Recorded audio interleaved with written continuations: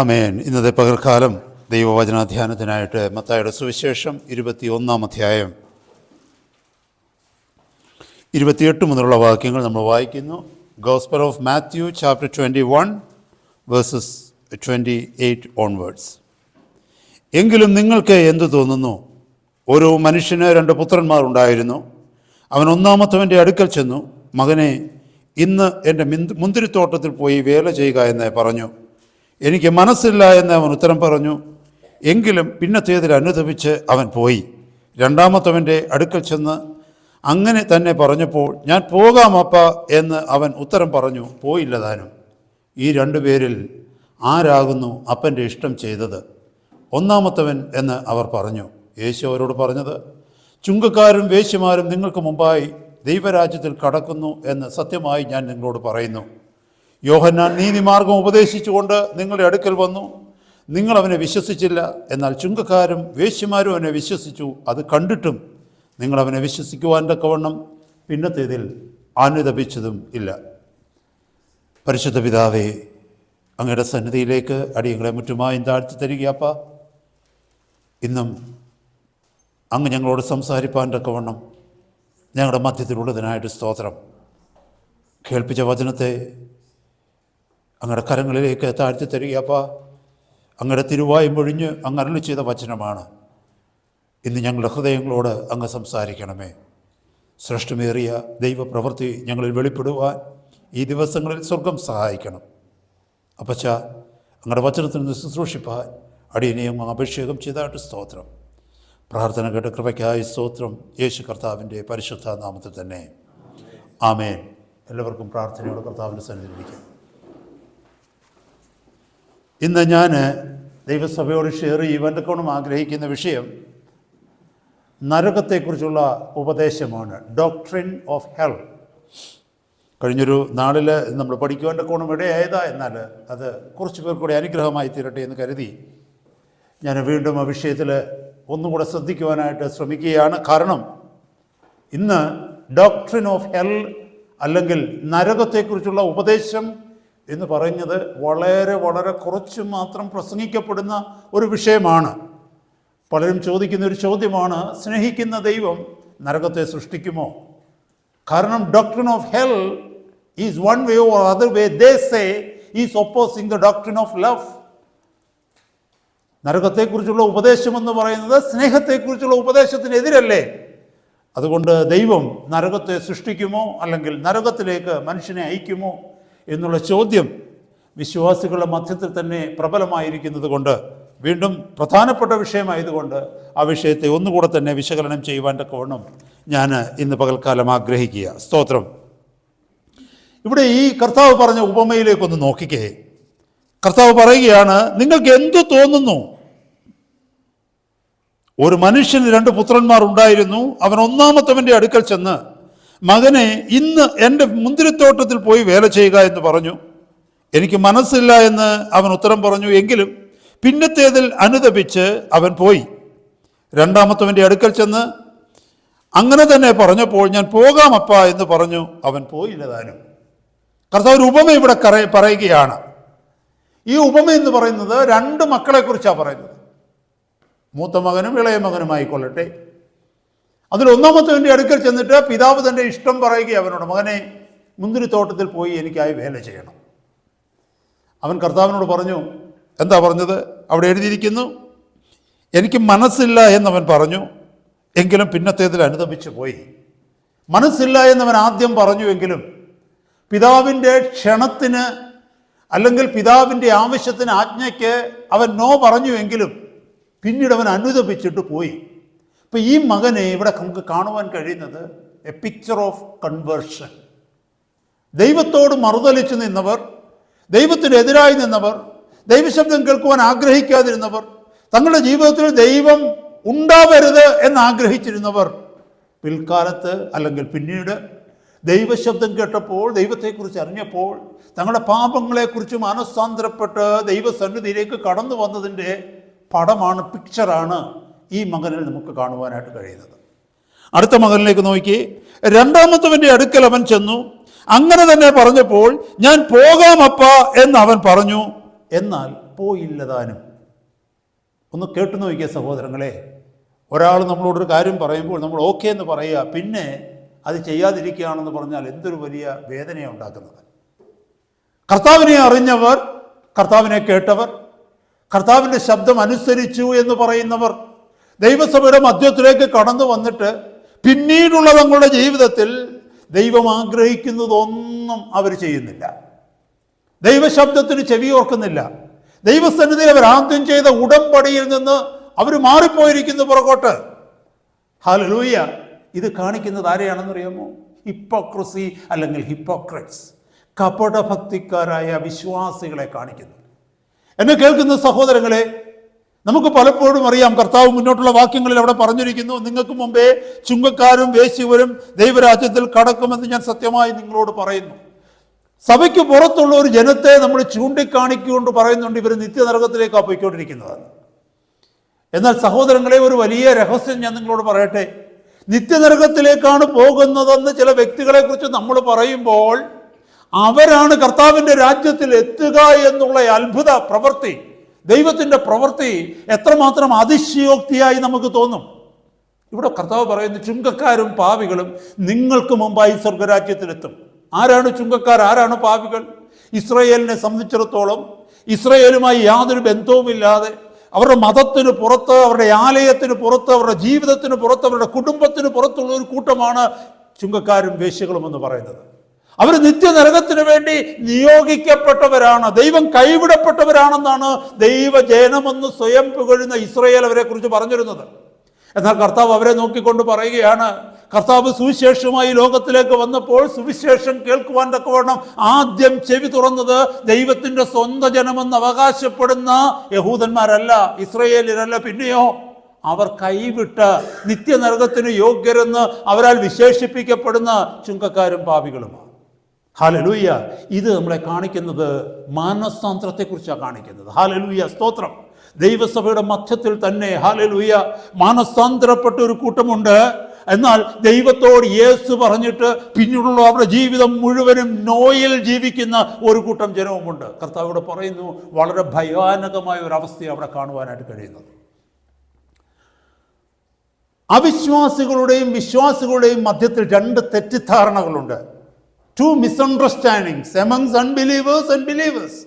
എന്താണെന്നറിയാമോ? അവിശ്വാസികളുടെ മധ്യത്തിലുള്ള തെറ്റിദ്ധാരണ, അവരെ സംബന്ധിച്ചിടത്തോളം സുവിശേഷം അല്ലെങ്കിൽ ക്രിസ്ത്യാനികൾ അല്ലെങ്കിൽ ക്രിസ്തുവിനെ അനുഗമിക്കുക എന്ന് പറഞ്ഞാൽ നല്ല മനുഷ്യരായി തീരുക എന്ന് അവർ ചിന്തിച്ചിരിക്കുന്നത്. If you can become a good person, you are placing God. അവരെ സംബന്ധിച്ചിടത്തോളം അവരുടെ കണ്ണുകളിൽ ഒരു നല്ല ക്രിസ്ത്യാനി എന്ന് പറഞ്ഞാൽ ഒരു നല്ല മനുഷ്യനായിരിക്കണം. അതുകൊണ്ട് നമുക്കറിയാം, സോഷ്യൽ ഗോസ്പലൊക്കെ പഠിക്കുമ്പോൾ സോഷ്യൽ ഗോസ്പലിനെ കുറിച്ചൊക്കെ കേൾക്കുമ്പോൾ ഒരു കാലത്ത് ഗോസ്പൽ എന്ന് പറഞ്ഞത് ചാരിറ്റിയിൽ മാത്രം ഒതുങ്ങിപ്പോയിരുന്ന ഒരു കാലഘട്ടം ഉണ്ടായിരുന്നു. കുറച്ച് സ്കൂളുകൾ പണിത് കൊടുക്കുക, കുറച്ച് മിഷണറി സ്ഥാപനങ്ങൾ പണിയുക, കുറച്ച് ഹോസ്പിറ്റലുകൾ പണിയുക, അതാണ് സുവിശേഷം എന്ന് വിശ്വസിച്ചിരുന്ന ഒരു കാലഘട്ടം ഉണ്ടായിരുന്നു. അതായത് സൽപ്രവൃത്തികളാണ് സുവിശേഷം എന്ന് വിശ്വസിച്ചിരുന്ന ഒരു കാലഘട്ടം. ഞാനൊരു കാര്യം ചോദിക്കട്ടെ, ക്രിസ്ത്യാനിറ്റിയിൽ മാത്രമേ സൽപ്രവൃത്തികളുള്ളൂ? എത്രയോ എത്തിസ്റ്റുകളായിട്ടുള്ളവർ, ദൈവവിശ്വാസികളല്ലാത്തവർ, അവിശ്വാസികളായിട്ടുള്ളവർ, ദൈവത്തെ വിശ്വസിക്കാത്ത എത്രയോ പേര് നല്ല പ്രവൃത്തികൾ, ചാരിറ്റി വർക്കുകൾ ചെയ്യുന്നുണ്ട്. മറ്റു മതങ്ങളിലേക്ക് നോക്കിയേ, സൽപ്രവൃത്തികൾ ചെയ്ത് എത്രയോ മനുഷ്യരവിടെ ഉണ്ട്. അതാണോ ക്രിസ്ത്യാനിറ്റി? അത് അങ്ങനെ ചിന്തിക്കുന്നത് കൊണ്ടാണ് പല അവിശ്വാസികളും ചില ക്രിസ്ത്യാനികളെ നോക്കിക്കൊണ്ട് പറയുന്നത്, അവരെക്കാൾ നല്ല ജീവിതമാണ് ഞങ്ങൾ നയിക്കുന്നത്, അവർ ചെയ്യാത്ത നല്ല പ്രവൃത്തികളൊക്കെ ഞങ്ങൾ ചെയ്യുന്നുണ്ട്, അതുകൊണ്ട് ഞങ്ങൾ ക്രിസ്ത്യാനികളെക്കാൾ നല്ലവരാണ് എന്നവർ വാദിക്കുന്നുണ്ട്. കാരണം ഈ ഒരു തെറ്റിദ്ധാരണയുടെ പുറത്താണ് അവർ ചിന്തിക്കുന്നത് ക്രിസ്ത്യാനിറ്റി അല്ലെങ്കിൽ ക്രിസ്തു ഈ ഭൂമിയിലേക്ക് വന്നത് മനുഷ്യരെ നല്ലവരാക്കുവാൻ വേണ്ടിയാണെന്ന്. ഇത് അവിശ്വാസികളുടെ മധ്യത്തിലുള്ള തെറ്റിദ്ധാരണയാണ്. വിശ്വാസികളുടെ മധ്യത്തിലുള്ള തെറ്റിദ്ധാരണ എന്താണെന്ന് അറിയാമോ സഹോദരങ്ങളെ? ഒരിക്കൽ ഞാൻ ക്രിസ്ത്യാനിയായി കഴിഞ്ഞാൽ പിന്നെ എനിക്ക് എന്തുമാകാമെന്ന്. ഒരിക്കൽ ഞാൻ ക്രിസ്ത്യാനിയായി കഴിഞ്ഞാൽ പിന്നെ സ്വർഗത്തിൽ എനിക്ക് റിസർവേഷൻ കിട്ടിക്കഴിഞ്ഞു, ജീവന്റെ പുസ്തകത്തിൽ എൻ്റെ പേരായി കഴിഞ്ഞിരുന്നു, പിന്നെ എന്തെങ്കിലും എൻ്റെ ജീവിതത്തിൽ കുറ്റങ്ങളും കുറവുകളും വന്നാൽ പോലും ദൈവം ക്ഷമിക്കും, കാരണം ഞാൻ ദൈവത്തിൻ്റെ മകനായി തീർന്നു. അങ്ങനെ അനേക ഡോക്ട്രിനുകളും തിയോളജിയും നമ്മുടെ മധ്യത്തിലുണ്ട്, അല്ലേ? ദൈവം ഓവർലുക്ക് ചെയ്യും, കാരണം തൻ്റെ മക്കളായതുകൊണ്ട് ദൈവം ആ കുറ്റങ്ങളെയും കുറവുകളെയും ക്ഷമിക്കും. അവർ പറഞ്ഞു പഠിപ്പിക്കുന്നത് ഇങ്ങനെയാണ്: you can lie, it is not a sin. You can covet, it is not a sin. You can be angry, it is not a sin. നോക്കിക്കേ, അവിശ്വാസികൾ ഇതൊക്കെ ചെയ്ത പാപങ്ങളാണ്. എന്താണെന്നറിയാമോ? മോഷ്ടിച്ചാൽ, അവിശ്വാസം ചെയ്താൽ പാപമാണ്. അതുപോലെ മോഹിച്ചാൽ അത് പാപമാണ്. കോപിച്ചാൽ അത് പാപമാണ്. ആരുടെയെങ്കിലും പിടിച്ചു പറിച്ചാൽ അത് പാപമാണ്. ലോകത്തിനു വേണ്ടി ജീവിച്ചാൽ പാപമാണ്. ഇതൊക്കെ അവിശ്വാസികൾ ചെയ്താൽ പാപമാണ്. എന്നാൽ ദൈവസഭയ്ക്ക് അകത്തുള്ള വിശ്വാസികൾ എന്ന് പറയുന്നവർ ഇതൊക്കെ ചെയ്താൽ അതൊരിക്കലും പാപമാകത്തില്ല. ചിന്തിച്ചു നോക്കിയാൽ ശരിയല്ലേ? സഭയ്ക്കകത്തുള്ളവർ എത്ര പേര് തമ്മിൽ അടിയുണ്ടാക്കുന്നു?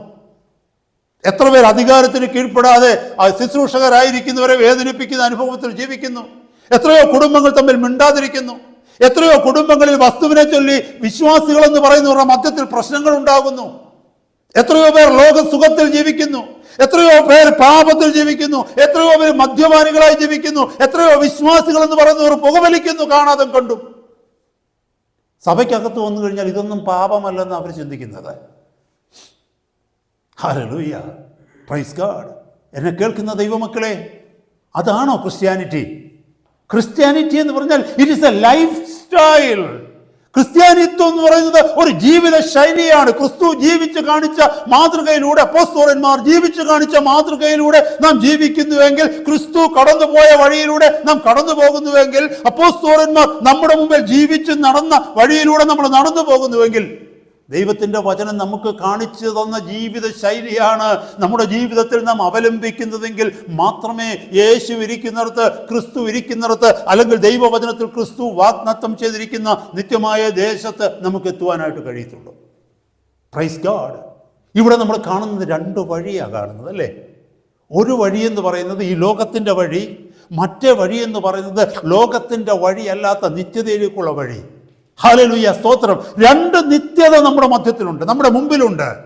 രണ്ട് നിത്യത നമ്മുടെ മുമ്പിലുണ്ട്. അതിൽ ഒരു നിത്യതയെക്കുറിച്ച് കേൾക്കുവാൻ നമുക്ക് വലിയ സന്തോഷമാണ്, എക്സൈറ്റ്മെന്റാ. ആ നിത്യതയെക്കുറിച്ച് പറയുമ്പോൾ നമ്മുടെ എല്ലാവരുടെയും മുഖം പ്രകാശിക്കും.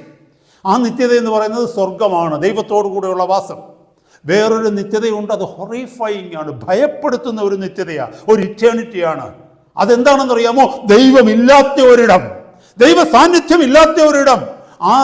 ആ ഇടത്തിന് പറയുന്ന പേരാണ് നരകം, ഹെൽ.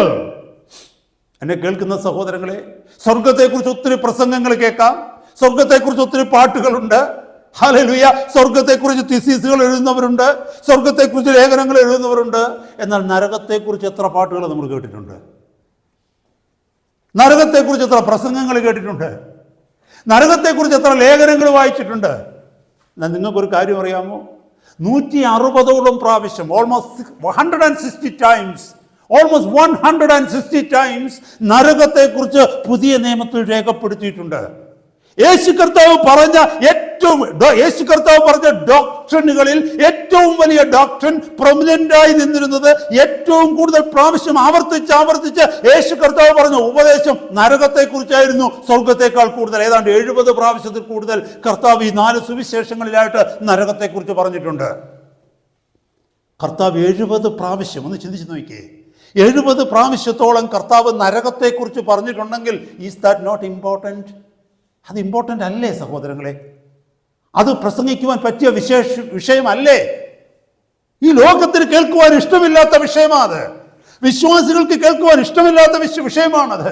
അതിനെക്കുറിച്ച് ഒരു വ്യക്തി പ്രസംഗിച്ചു കഴിഞ്ഞാൽ ആളിനെ ഹെറിറ്റിക്കെന്നോ, അസിറ്റിക്കെന്നോ, അല്ലെങ്കിൽ ഫനാറ്റിക്കെന്നോ ഒക്കെ വിളിക്കും ഇന്നത്തെ സമൂഹം. കാരണം എന്താണെന്ന് അറിയാമോ? മറ്റുള്ളവരെ ഭയപ്പെടുത്തുന്ന പ്രസംഗം, മറ്റുള്ളവരെ ഡിസ്കറേജ് ചെയ്യുന്ന പ്രസംഗം, മറ്റുള്ളവരിലെ ആ പോസിറ്റിവിറ്റി മാറ്റി നെഗറ്റീവ്നെസ് കൊണ്ടിരുന്ന വിഷയമാണിത് എന്നൊക്കെ പറഞ്ഞതിനെ നമ്മൾ മാറ്റാറുണ്ട്. ദൈവവചനത്തിലേക്ക് നമ്മളൊന്ന് നോക്കിക്കഴിഞ്ഞാൽ, ഹല്ലേലൂയ, പല എക്സ്ക്യൂസുകളാണ് മനുഷ്യർക്കുള്ളത്. പ്രസംഗിക്കുന്നവർക്ക് എക്സ്ക്യൂസ് ഉണ്ട്, പ്രസംഗങ്ങൾ കേൾക്കുന്നവർക്ക് എക്സ്ക്യൂസ് ഉണ്ട്. ഹല്ലേലൂയ. ഈ പുസ്തകത്തിലേക്ക് നോക്കിയാൽ, വിശുദ്ധ വേദപുസ്തകത്തിലേക്ക് നോക്കിയാൽ, ഉൽപ്പത്തി പുസ്തകം 1-ാം അധ്യായം മുതൽ വെളിപ്പാട് പുസ്തകം 22-ാമത്തെ അധ്യായം വരെ, 22-ാം അധ്യായത്തിന്റെ 21-ാമത്തെ വാക്യം വരെ, the very last verse of the very last chapter of the very last book, അതുവരെ ഹല്ലേലൂയ ഈ ബുക്കിൽ തിങ്ങി നിറഞ്ഞിരിക്കുന്ന ഒരു വിഷയം എന്താണെന്നറിയാമോ? ഡൂസ് ആൻഡ് ഡോൺസ്, ചെയ്യണം ചെയ്യരുത്. പലപ്പോഴും പലരും പറയാറുണ്ട്, പുതിയ നിയമ വിശ്വാസികളായിരിക്കുന്നവർ പറയാറുണ്ട്, ഞങ്ങളാരും പഴയ നിയമത്തിന് കീഴിലല്ല, പഴയ നിയമത്തിലായിരുന്നു നിയമങ്ങൾ ഉണ്ടായിരുന്നത്. ന്യായപ്രമാണം പഴയ നിയമ കാലഘട്ടത്തിലായിരുന്നു, പുതിയ നിയമത്തിൽ ന്യായപ്രമാണമില്ല, ഞങ്ങൾ കൃപയ്ക്ക് കീഴിലാണ്. കൃപയ്ക്ക് കീഴിലായതുകൊണ്ട് ഞങ്ങൾ ഈ പ്രമാണമാകുന്ന നുകത്തിന്റെ യോക്കിന്റെ കീഴിലല്ല. We are free. പക്ഷേ അവർ വിവക്ഷിക്കുന്ന, അവർ ഇന്റർപ്രിറ്റ് ചെയ്യുന്ന ഫ്രീഡം ഈസ് ഡിഫറെന്റ്. അവർ പറയുന്നത് ഞങ്ങൾക്കൊരു ബൗണ്ടേജും ഇല്ലെന്നാ പറയുന്നത്. അപ്പോൾ അവർ പറയുന്ന പഴയ നിയമത്തിൽ മാത്രമേ ദൈവത്തിന്റെ കൽപ്പനകളിൽ ഡൂവും ഡോൺസും ഉള്ളെന്ന് അവർ പറയുന്നത്. ഹല്ലേലൂയ. 10 കൽപ്പനകളിലേക്ക് നോക്കുമ്പോൾ ഡൂസും ഡോൺസും മാത്രമാണ് എഴുതിയിരിക്കുന്നത്, നമുക്കറിയാൻ പറ്റും പലതവണ. എന്നാൽ ഇന്നത്തെ പകൽക്കാലം ഒരു കാര്യം സഹോദരങ്ങളെ മനസ്സിലാക്കണമേ, പഴയ നിയമത്തിൽ ഡൂസും ഡോൺസും ഉണ്ടായതിനേക്കാൾ ഓൾമോസ്റ്റ് ഡബിൾ, ഇരട്ടി പ്രാവശ്യം പുതിയ നിയമത്തിൽ എഴുതിയിരിക്കുന്നു. ഏതാണ്ട് 615 പ്രാവശ്യമാണ് പഴയ നിയമത്തിൽ ഡൂസ് ആൻഡ് ഡോൺസ് എഴുതിയിരിക്കുന്നത്. ചെയ്യരുത്, ചെയ്യണം. ചെയ്യരുത്, ചെയ്യണമെന്ന് പറഞ്ഞാൽ അതിൻ്റെ അർത്ഥം കൽപ്പന എന്നാ അതിൻ്റെ മീനിങ്. ഡൂസ് ആൻഡ് ഡോൺസ് എന്ന് പറഞ്ഞു കഴിഞ്ഞാൽ it's a commandment from God. You have to do this, you don't do this. അത് കൽപ്പനയാണ്. അപ്പോൾ പഴയ നിയമത്തിൽ 613 കൽപ്പനകളുണ്ട്. എന്നാൽ ഏതാണ്ട് 615ഓളം പ്രാവശ്യം ഡൂസ് ആൻഡ് ഡോൺസ് പഴയ നിയമത്തിൽ എഴുതിയിട്ടുണ്ട്. നമ്മൾ പറയുന്നു പുതിയ നിയമത്തിൽ കൽപ്പനകളില്ലെന്ന്. പുതിയ നിയമത്തിൽ 1067 കൽപ്പനകളുണ്ട്. എന്നാൽ ഡൂസ് ആൻഡ് ഡോൺസ് എത്ര പ്രാവശ്യം എന്നറിയാമോ? 1118ഓളം പ്രാവശ്യം ഡൂസ് ആൻഡ് ഡോൺസ് പുതിയ നിയമത്തിൽ എഴുതിയിരിക്കുന്നു. എത്ര പേര് ശ്രദ്ധിക്കുന്നുണ്ട്?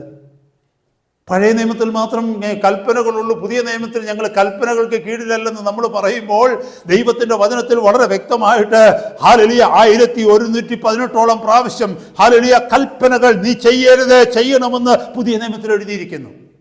അതുപോലെ തന്നെ കൽപ്പനകളായി എഴുതിയിരിക്കുന്നത് 1067 കൽപ്പനകളാണ് എഴുതിയിരിക്കുന്നത്. അപ്പോൾ നിങ്ങളൊരു കാര്യം ചിന്തിച്ച്, കൽപ്പന ലംഘിക്കുന്നതിനെ പാപമെന്നാണോ നമ്മൾ വിളിക്കുന്നത്? കൽപ്പന ലംഘിച്ചാൽ അതിനെ പാപമെന്നാണോ വിളിക്കുന്നത്? അത് പഴയ നിയമത്തിലായിക്കൊള്ളട്ടെ പുതിയ നിയമത്തിലായിക്കൊള്ളട്ടെ, ദൈവത്തിന്റെ കൽപ്പന ഒരാൾ മനഃപൂർവ്വമായിട്ട് വില്ലിങ്ങലി നോയിങ്ങലി ഡെലിബറേറ്റ്ലി വയലേറ്റ് ചെയ്താൽ അതിനെ വിളിക്കുന്ന പേരാണ് sin. And we know every sinner will end up in hell. Praise God. അതിനകത്തൊരു എക്സ്ക്യൂസ് ഇല്ല സഹോദരങ്ങളെ. നീ പഴയ നിയമത്തിൽ ജീവിച്ച വ്യക്തിയായാലും പുതിയ നിയമത്തിൽ ജീവിച്ച വ്യക്തിയായാലും ദൈവം ഒരു കാര്യം ചെയ്യരുതെന്ന് നിന്നോട് പറഞ്ഞെങ്കിൽ നീ അത് ചെയ്യുകയാണെങ്കിൽ നീ പാപിയാണ്, ദൈവത്തോട് മറുതലിക്കുന്ന വ്യക്തിയാണ്. Praise God. നമ്മളത് മറന്നു പോകരുത്. ഇതെല്ലാം വന്നത് എങ്ങനെയാണെന്നറിയാമോ? ആദമിനോട് ഒരു ഡോണ്ട് മാത്രമേ കർത്താവ് പറഞ്ഞുള്ളൂ. ആദമിന് പഴയ നിയമത്തിലെ 615 കൽപ്പനകളില്ലായിരുന്നു. പുതിയ നിയമത്തിലെ 1067 അല്ലെങ്കിൽ 1118 ഡൂസ് ഡോൺസ് ഒന്നും ഇല്ലായിരുന്നു.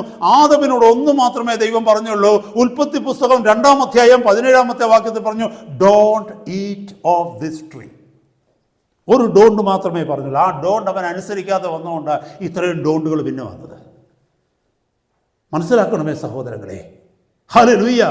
നമ്മുടെ ജീവിതത്തിൽ ചിന്തിക്കേണ്ടത് ഇത് പൂർണ്ണമായി നമ്മൾ പരിശോധിക്കുകയാണെങ്കിൽ ദൈവത്തിനെതിരെ നിൽക്കുന്ന ഒരു മനുഷ്യൻ, അത് വിശ്വാസിയായിക്കൊള്ളട്ടെ അവിശ്വാസിയായിക്കൊള്ളട്ടെ, ദൈവത്തിന്റെ കൽപ്പനകൾ ലംഘിക്കുന്ന ഒരു വ്യക്തി, അത് പഴയ നിയമത്തിലായാലും പുതിയ നിയമത്തിലായാലും ശരി, പുതിയ നിയമത്തിൽ നമ്മൾ കൃപയ്ക്ക് കീഴിലെത്തുക. ഞാൻ ഒരു മിനിറ്റ് ഒന്ന് എടുത്തു കൊള്ളട്ടെ. എന്താണെന്നറിയാമോ? നമ്മൾ കൃപയ്ക്ക്, ന്യായപ്രമാണത്തിനല്ല കൃപയ്ക്ക് കീഴിലാകൊണ്ട് നമുക്കറിയാം. റോമാലേഖനം 6:14 പറയുന്നു, sin shall have no dominion over you or over me because I am not under the law but under grace. ന്യായപ്രമാണത്തിനല്ല കൃപയ്ക്കത്രേ അധീനരാകിയാൽ പാപത്തിന് എന്നിൽ കർത്തൃത്വമില്ലല്ലോ. എന്താണ് ഈ കൃപയെന്ന് പറയുന്നത് അറിയാമോ? What is grace? Grace means it is the strength of God given freely, enabling us to overcome sin.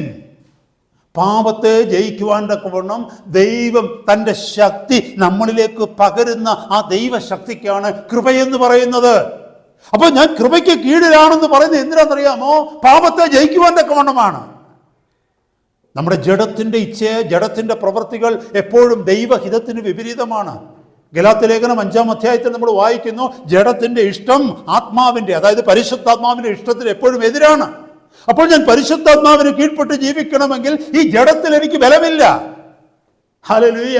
ചില കാര്യങ്ങൾ കാണരുതെന്ന്, ചില കാര്യങ്ങൾ കേൾക്കരുതെന്ന്, ചില കാര്യങ്ങൾ ചിന്തിക്കരുതെന്ന്, ചില കാര്യങ്ങൾ എൻ്റെ ചിന്തകളിൽ നിരൂപണങ്ങളിൽ വരരുതെന്ന് ഞാൻ ഒത്തിരി ആഗ്രഹിക്കുന്നുണ്ടെങ്കിലും പലപ്പോഴും അറിയാതെ കണ്ടുപോകുന്നു, അറിയാതെ കേട്ടുപോകുന്നു, അറിയാതെ പറഞ്ഞു പോകുന്നു, അറിയാതെ ചിന്തിച്ചു പോകുന്നു. ദൈവഭയമുള്ള ഒരു മനുഷ്യൻ ദൈവത്തിന്റെ സന്നിധിയിലേക്ക് കടന്നു വന്നുകൊണ്ട്, കർത്താവെ അങ്ങേ അനുസരിക്കുവാൻ തക്കവണ്ണം എനിക്ക് മനസ്സുണ്ട്, ആഗ്രഹമുണ്ട്, പക്ഷേ എനിക്കതിന്റെ ജഡത്തിൽ കഴിയുന്നില്ലെന്ന് പറയുമ്പോഴാണ് ദൈവം ഒരു ശക്തി അവന് കൊടുക്കുക, പരിശുദ്ധാത്മാവിന്. അതിനാണ് പറയുന്നത് കൃപ. ഞാൻ ആ കൃപയ്ക്ക് കീഴിലായതുകൊണ്ട് പ്രമാണത്തിന്, ന്യായപ്രമാണത്തിന് എന്നിൽ കർത്തൃത്വമില്ല. അവിടെ ഞാൻ കൽപ്പനകൾ, ഹല്ലേലൂയ, എന്നെ കൊണ്ട് കഴിയാത്തതിന്റെ മേലെ എനിക്ക് കർത്താവ് കഴിയുവാനുള്ള ബലം തന്നിരിക്കുന്നു. അതാണ് ആ വാക്കിന്റെ അർത്ഥം സഹോദരങ്ങളെ. അപ്പോൾ ഏതൊരു മനുഷ്യന്റെ മുമ്പിലും ശ്രദ്ധിച്ചു കേൾക്കണമേ സഹോദര, നീ വിശ്വാസിയായിക്കൊള്ളേ. ദൈവസഭയുടെ മധ്യത്തിൽ നീ ആയിരിക്കുന്നത് കൊണ്ട് നീ വിശ്വാസിയാണെന്ന് ഞാൻ പറയില്ല. നീ വിശ്വാസിയാണെങ്കിൽ വിശ്വസിക്കുന്നവനായിരിക്കണം. എന്തിൽ വിശ്വസിക്കണം? കർത്താവിന്റെ വചനത്തിൽ മുഴുവനും വിശ്വസിക്കുന്ന വ്യക്തിയായിരിക്കണം നീ. ചില ഭാഗങ്ങളിൽ മാത്രം വിശ്വസിക്കുന്ന നിന്നെ വിശ്വാസി എന്ന് വിളിക്കാൻ പറ്റില്ല. This is full gospel. ഇത് പൂർണ്ണ സുവിശേഷമാണ്.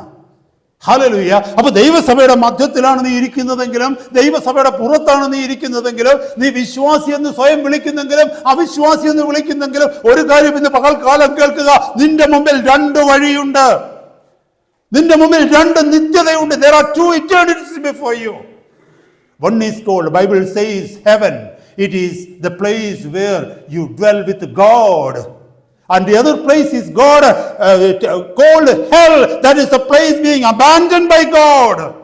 ദൈവത്താൽ തള്ളപ്പെട്ട ഒരു സ്ഥലം നരകം, ദൈവത്തോട് കൂടെ വസിക്കുന്ന ഒരു സ്ഥലം സ്വർഗം.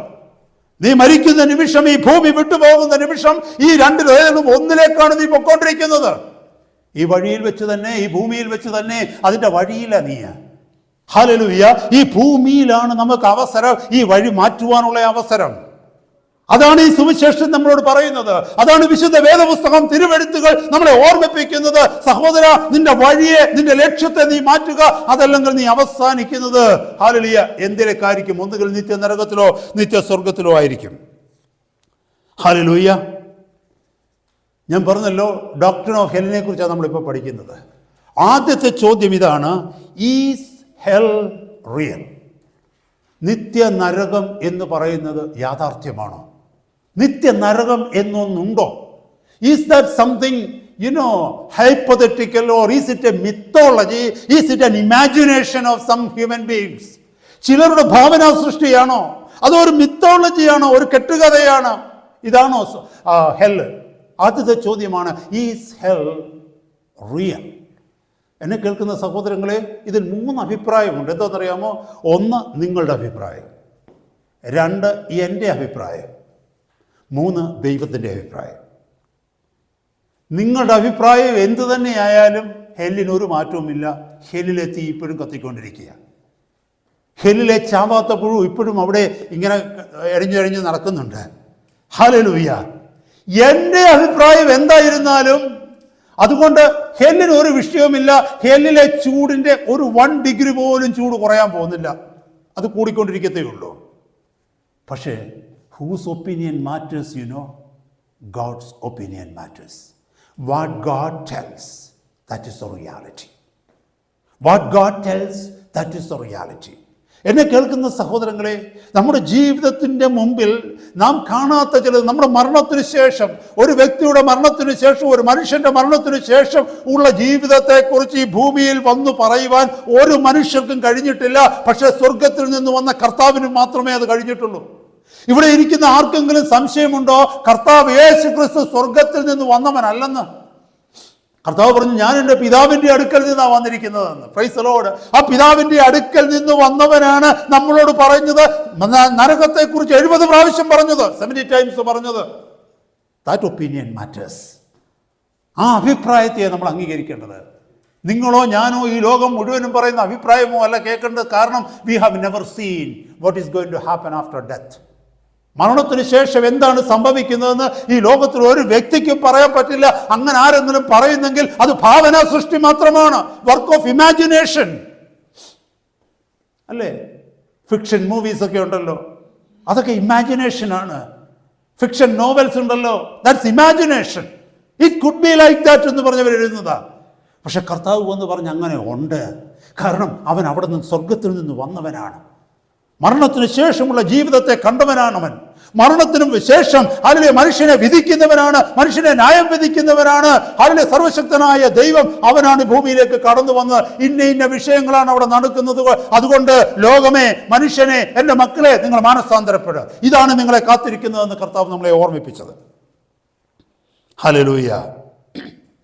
But by the way, when hell was created, it was not created for man. Hallelujah. നരകത്തെ ദൈവം സൃഷ്ടിച്ചത് മനുഷ്യന് വേണ്ടിയല്ല. മത്തായിയുടെ സുവിശേഷം 25-ാം അധ്യായം 41-ാമത്തെ വാക്യത്തിൽ വായിക്കുന്നു, പിശാചിനും അവൻ്റെ ദൂതന്മാർക്കും ഒരുക്കിയിരിക്കുന്ന നിത്യാഗ്നി എന്നാണ് നരകത്തെ കർത്താവ് വിശേഷിപ്പിച്ചിരിക്കുന്നത്. മാത്യു 25:41 അവിടെ എഴുതിയിരിക്കുന്നു, പിശാചിനും അവന്റെ ദൂതന്മാർക്കും ഒരുക്കിയിരിക്കുന്ന നിത്യാഗ്നി എന്നാണ്. പിശാചിന് വേണ്ടി, അവന്റെ ദൂതന്മാർക്കും വേണ്ടി ദൈവത്തോട് മറുതലിച്ച, ദൈവത്തിനെതിരെ നിന്ന, പാപം ചെയ്ത ഹല്ലേലൂയ പിശാചിനും അവനോട് കൂടെയുള്ള കർത്താവ് സ്വർഗത്തിൽ നിന്ന് പുറത്താക്കിയ ആ ദൂതന്മാർക്കും വേണ്ടി ഒരുക്കിയിരിക്കുന്ന അന്ധതമസാണ് നരകമെന്നാണ് ദൈവവചനത്തിൽ പറയുന്നത്. പിന്നെ എങ്ങനെ മനുഷ്യൻ അവിടെ എത്തും? I tell you, my brother, my sister, no one can end up in hell by mistake. ആർക്കും ഒരിക്കലും നരകത്തിൽ എത്തുന്ന വ്യക്തി മിസ്റ്റേക്കിലായി എത്തിയെന്ന് ആരും ഒരിക്കലും പറയരുത്. കാരണം എന്താണെന്നറിയാമോ? It was his choice. ഈ ലോകത്തിലായിരുന്ന സമയത്ത് അവനൊരു ചോയ്സ് കൊടുത്തു. ഇപ്പോൾ തന്നെ എത്രയോ തവണ കേട്ട് കഴിഞ്ഞു നരകത്തെക്കുറിച്ച്. നമ്മുടെ മുമ്പിൽ ഒരു ചോയ്സ് തരികയാണ്. ആ ചോയ്സിൽ നാം ഏത് സ്വീകരിക്കുന്നുവോ, അതിന് ഏതിനെ നമ്മൾ അംഗീകരിക്കുന്നുവോ, ഏതിനെ അനുസരിക്കുന്നുവോ, ഏതനുസരിച്ച് നാം ജീവിക്കുന്നതോ അതാണ് നമ്മളെ നിത്യനരകത്തിലേക്ക് എത്തുന്നത്. ഇവിടെ ഇരിക്കുന്ന ആരെങ്കിലും ചോദിക്കാന്ന് വെച്ചോ, to end up in hell what shall I do? നരകത്തിലെത്തുവാൻ്റെ കൊണ്ട് ഞാൻ എന്ത് ചെയ്യണമെന്ന് ചോദിച്ചാൽ ഉത്തരം ഒന്ന് മാത്രമേ ഉള്ളൂ, നീ ഒന്നും ചെയ്യണ്ട. ഇപ്പം ജീവിക്കുന്ന പോലെ അങ്ങ് ജീവിച്ചാൽ മതി. നീ സുഭിക്ഷമായി ക്ഷേമത്തോടെ നരകത്തിലെത്തും. എന്നാൽ ഞാൻ നരകത്തിൽ എത്താതിരിക്കാൻ എന്ത് ചെയ്യണമെന്നാണ് സഹോദരി നീ ചോദിക്കുന്നതെങ്കിൽ അതിനൊരു ഉത്തരമുണ്ട്. ഈ വചനം ഭയത്തോടെ അനുസരിക്കുക. നമ്മുടെ കയ്യിൽ സ്വർഗം തന്നിരിക്കുന്ന തിരുവചനത്തെ ഭയത്തോടെ അനുസരിക്കുക. കർത്താവും തൻ്റെ അപ്പോസ്തലന്മാർ നമുക്ക് തന്ന മുന്നറിയിപ്പുകളെ ഭയത്തോട് വിറയലോടുകൂടി അനുസരിക്കുക. അതാണ് സ്വർഗത്തിലെത്തുവാനുള്ള ഏക വഴി, ഈ നരകത്തിൽ നിന്ന് രക്ഷപ്പെടുവാനുള്ള ഏക വഴി. കാരണം എന്തെന്നറിയാമോ? നരകത്തിലേക്കുള്ള പാതയിൽ ദൈവം ഒരു വലിയ സൈൻ ബോർഡ് വെച്ചിട്ടുണ്ട്, ക്രോസ്. ആ സൈൻ ബോർഡ് നമ്മളെ ഓർമ്മിപ്പിക്കുന്നത് എന്താണെന്നറിയാമോ? നിന്റെ വഴിയെ മാറ്റി നീ യാത്ര ചെയ്യുക. റോഡിലൂടെയൊക്കെ നമ്മൾ വണ്ടി ഓടിച്ചു പോകുമ്പോൾ റോഡിൽ സൈൻ ബോർഡുകളുണ്ട് അല്ലേ? കുറച്ച് മുമ്പ് എവിടെയെങ്കിലും പണി നടക്കുകയാണെങ്കിൽ, റിപ്പയറിംഗ് വർക്കുകളൊക്കെ നടക്കുകയാണെങ്കിൽ മുന്നിലൊരു സൈൻ ബോർഡ് കാണും. മുമ്പേ മെൻ അറ്റ് വർക്ക് എന്നും പറഞ്ഞല്ലേ, മനുഷ്യന് മുമ്പിൽ വർക്ക് ചെയ്യുന്നുണ്ട്, സൂക്ഷിച്ചു പോകണമെന്ന്. മുമ്പിൽ എവിടെയെങ്കിലും ഒരു വഴി അടഞ്ഞു കിടക്കുകയാണെന്നുണ്ടെങ്കിൽ, ഒരു ഡ്രെയിനേജ് പൊട്ടിക്കിടക്കുകയാണെങ്കിൽ കുറച്ചിപ്പുറത്ത് മാറി ചില യാർഡ്സുകൾക്ക് ഇപ്പുറേ, ചില മീറ്ററുകൾക്ക് ഇപ്പുറേ മാറ്റിയിട്ട് ഒരു ബോർഡ് വെച്ചിരിക്കും, മുന്നിൽ അപകടമുണ്ട്, സൂക്ഷിച്ചു പോവുക, അല്ലെങ്കിൽ വഴി തിരിച്ചു വിടുക എന്ന്. അതുപോലെ ദൈവം നിത്യനരകത്തിലേക്കുള്ള വഴിക്ക് മുമ്പിൽ ഒരു അടയാളം, ഒരു അപകട സൂചന വെച്ചിട്ടുണ്ട്, കുരിശ്. ഹല്ലേലൂയ. നീ പോകുന്ന വഴി തിരിച്ചിട്ട് ഈ ക്രൂശിന്റെ വഴിയിലൂടെ നീ പോയാൽ നിനക്ക് നരകത്തിൽ നിന്ന് രക്ഷപ്പെടുവാനായിട്ട് കഴിയും. നമുക്കറിയാം, പല പള്ളികളെയും അലങ്കരിക്കുവാൻ്റെ കോണം ആ കുരിശ് മുകളിൽ വെച്ചിരിക്കുന്നത് അല്ലേ? അതിൻ്റെ അർത്ഥം എന്തുവാന്ന് അവർക്ക് തന്നെ അറിയത്തില്ല. പക്ഷെ അതിലൂടെ ദൈവം വേറൊരു പ്രവൃത്തി ചെയ്യുന്നുണ്ട് ഈ ലോകത്തിൽ. എന്താണെന്നറിയാമോ? എത്ര ദൂരെ നിന്ന് ആര് വണ്ടി ഓടിച്ചു പോയാലും ഹല്ലേലൂയ, അന്തരീക്ഷത്തിൽ ഉയർന്നു നിൽക്കുന്ന ഒരു കുരിശ് ദൂരെ നിന്ന് കാണുമ്പോൾ നമ്മൾ പറയും അവിടെ ഒരു പള്ളി ഉണ്ടെന്ന്. എന്നാൽ അതല്ല കർത്താവ് ഉദ്ദേശിച്ചിരിക്കുന്ന ഉദ്ദേശം. കർത്താവിൻ്റെ ഉപദേശം അല്ലെങ്കിൽ കർത്താവിൻ്റെ മുന്നറിയിപ്പ് അതല്ല. ഈ കുരിശ് നിന്നെ പാപത്തിൽ നിന്ന് രക്ഷിപ്പാൻ, നിന്നെ നരകത്തിൽ നിന്ന് രക്ഷിപ്പാൻ, നിന്റെ ജീവിതത്തിൽ നിന്ന് നിനക്കൊരു മാറ്റം വരുവാൻ, നിന്റെ ജീവിതത്തിൽ സ്വസ്ഥതയും സമാധാനവും തന്ന് ദൈവ പൈതലാക്കി നിന്നെ മാറ്റുവാൻ, നിന്റെ ജീവിതം നിത്യനരകത്തിൽ അവസാനിക്കാതിരിക്കുവാനുള്ള ഏക വഴിയാണ് ഈ ക്രൂശ്. അതാ സുവിശേഷം. എന്നെ കേൾക്കുന്ന സഹോദരങ്ങളെ, ഞാൻ പറഞ്ഞതുപോലെ ആരെങ്കിലും നിത്യനരകത്തിൽ ഈ ഭൂമിയിൽ നിന്ന് എത്തിയെങ്കിൽ അത് അവരുടെ കുറ്റം കൊണ്ട് മാത്രമാണ്, അവർ ദൈവത്തെ അനുസരിക്കാതിരുന്നുകൊണ്ട് മാത്രമാണ്. ദൈവം ആരെയും നിത്യനരകത്തിലേക്ക് അയക്കുന്നില്ല. ഹല്ലേലൂയ. നമുക്കറിയാമല്ലോ, നമ്മുടെ കുഞ്ഞുങ്ങൾ ആരെങ്കിലും നശിച്ചു പോകാൻ തക്കവണ്ണം ഏതെങ്കിലും മാതാപിതാക്കൾ ആഗ്രഹിക്കുന്നുണ്ടോ? അങ്ങനെ ആഗ്രഹിക്കാതിരുന്നിട്ടും എത്രയോ പേരുടെ മക്കൾ നശിച്ചു പോകുന്നുണ്ട്. അതാരുടെ കുറ്റം കൊണ്ട്? ആ കുഞ്ഞുങ്ങൾ അപ്പനെ അമ്മയെ അനുസരിക്കുന്നില്ല. അതുകൊണ്ട് ഹല്ലേലൂയ. കർത്താവ് തൻ്റെ സുവിശേഷം ഈ ഭൂമിയിലേക്ക് തന്നു. അതിനു മുമ്പേ താൻ തന്നെ ഈ ഭൂമിയിലേക്ക് ഇറങ്ങി വന്ന് മനുഷ്യരുടെ മധ്യത്തിൽ ജീവിച്ചിട്ട് സ്വർഗത്തിൽ ഇങ്ങനെയാണ് നടക്കുന്നതെന്ന്, നിന്റെ മരണശേഷം ഇതാണ് നിന്നെ കാത്തിരിക്കുന്നതെന്ന് സാക്ഷാൽ ദൈവം തന്നെ ഈ ഭൂമിയിൽ വന്ന് നമ്മളോട് പറഞ്ഞു. അതാ ഇപ്പൊ കേട്ടുകൊണ്ടിരിക്കുന്ന ഈ വചനം. എന്നിട്ടും മനുഷ്യന് മാനസാന്തരപ്പെടുവാൻ കഴിയുന്നില്ലെങ്കിൽ, എങ്കിലും തന്നെ മനുഷ്യന് തന്റെ വഴി തിരിച്ചുവിടുവാൻ കഴിയുന്നില്ലെങ്കിൽ അവൻ നിത്യനരകത്തിൽ എത്തുക തന്നെ ചെയ്യും. അവിടെ ഒരു എക്സ്ക്യൂസ് ഇല്ല. മുമ്പേ പറഞ്ഞതുപോലെ റോഡിൽ ഒരു സൈൻ ബോർഡ് ഉണ്ട്, മുന്നിൽ കൊക്കയാണ്, മറ്റേ മുന്നിൽ കുഴിയാണ്, റോഡ് മുറിച്ചിട്ടിരിക്കുകയാണ്, മുന്നോട്ട് പോകരുതെന്ന് പറയുമ്പോൾ ആരെങ്കിലും ആ ബോർഡ് മാറ്റി വെച്ചിട്ട് മുന്നോട്ട് തന്നെ വണ്ടി ഓടിച്ചാൽ അവൻ പോയി വെള്ളത്തിനകത്ത് മറിഞ്ഞാൽ, കൊക്കയ്ക്കകത്ത് മറിഞ്ഞാൽ റോഡുകാരനെ കുറ്റം പറയണോ? PWDയെ കുറ്റം പറയണോ? നീ തന്നെ തിരഞ്ഞെടുക്കുന്ന വഴി. നീ മറുതലിക്കുന്നു. നീ ധിക്കാരിയായി ദൈവസന്നിധി നിഷേധിയായി നിന്റെ കൈ you are raising up your fist before God and you end up in hell. ഞാൻ ഈ ഹെല്ലിനെ കുറിച്ചുള്ള ഒരു ഡോക്ടർ ആയതുകൊണ്ട് അതിനെക്കുറിച്ച് കുറച്ച് വിശദമായിട്ട് പഠിക്കാനായിട്ട് ആഗ്രഹിക്കുക. ഹീബ്രുവിൽ ഇതിന് വിളിക്കുന്ന പേര് ഷിയോൾ എന്നാണ്. ഗ്രീക്കിൽ ഇതിന് വിളിക്കുന്ന പേര് ഹെയ്ദീസ് എന്നാണ്. ഷിയോൾ ആൻഡ് ഹെയ്ദീസ്, അതാണ് നരകത്തിന് വിളിക്കുന്ന പേര്.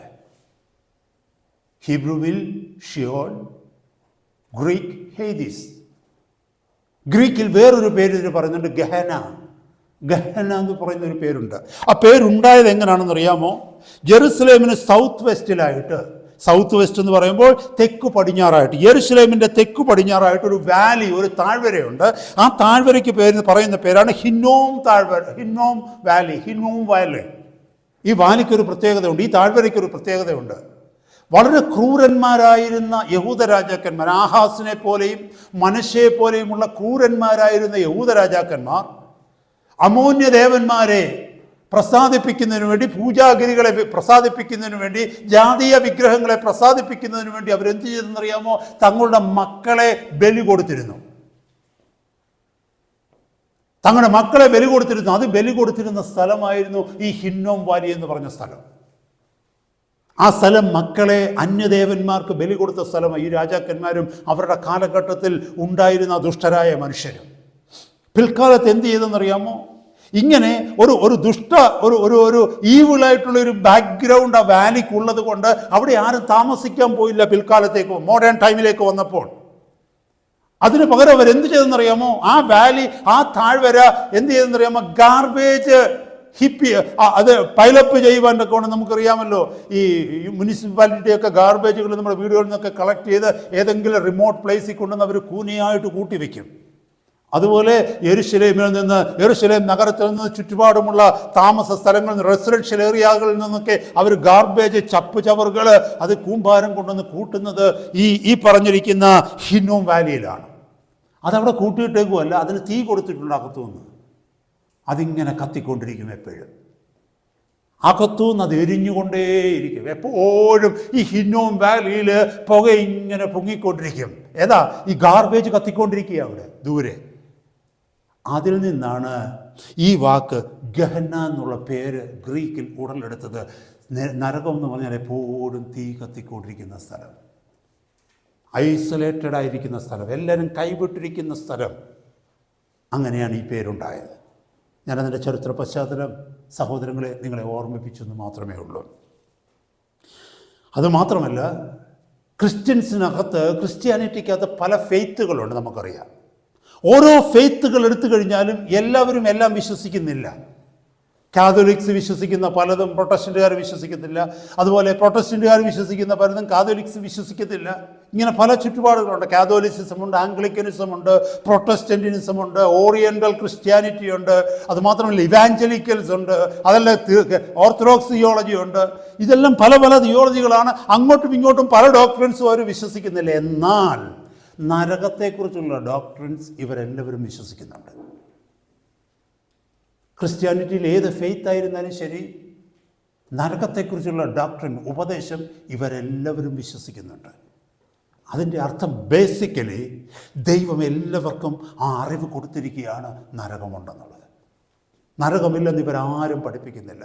ശിശുസ്നാനമില്ലെന്ന് പഠിപ്പിച്ചേക്കാം, അല്ലെങ്കിൽ മുതിർന്ന സ്നാനം വേണ്ടെന്ന് പഠിപ്പിച്ചേക്കാം, പിന്നെ അതല്ലെങ്കിൽ ബാപ്റ്റിസമിൻ്റെ ഹോളി സ്പിരിറ്റ് വേണ്ടെന്ന് പഠിപ്പിച്ചേക്കാം. ഇതിലൊക്കെ പല പല ഡിവിഷൻസ് ഇതിന് മധ്യത്തിലുണ്ടെങ്കിലും നരകത്തെക്കുറിച്ച് പറയുമ്പോൾ എല്ലാവരും പറയും നരകമുണ്ട്.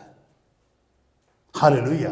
അപ്പോൾ എന്നെ കേൾക്കുന്ന സഹോദരങ്ങളെ, ഈ വിഷയത്തെക്കുറിച്ച് വളരെ ആഴമായിട്ട് നമ്മൾ പഠിക്കുമ്പോൾ ഈ നരകവും സ്വർഗവും ഉണ്ടെന്നുള്ളത് നമുക്ക് മനസ്സിലാക്കുവാനായിട്ട് കഴിയും. അത് മാത്രമല്ല, കർത്താവിൻ്റെ വചനത്തിൽ പറയുന്നു, എബ്രായ ലേഖനം 9:27 പറയുന്നു, it is appointed for man once to die and to face the judgement.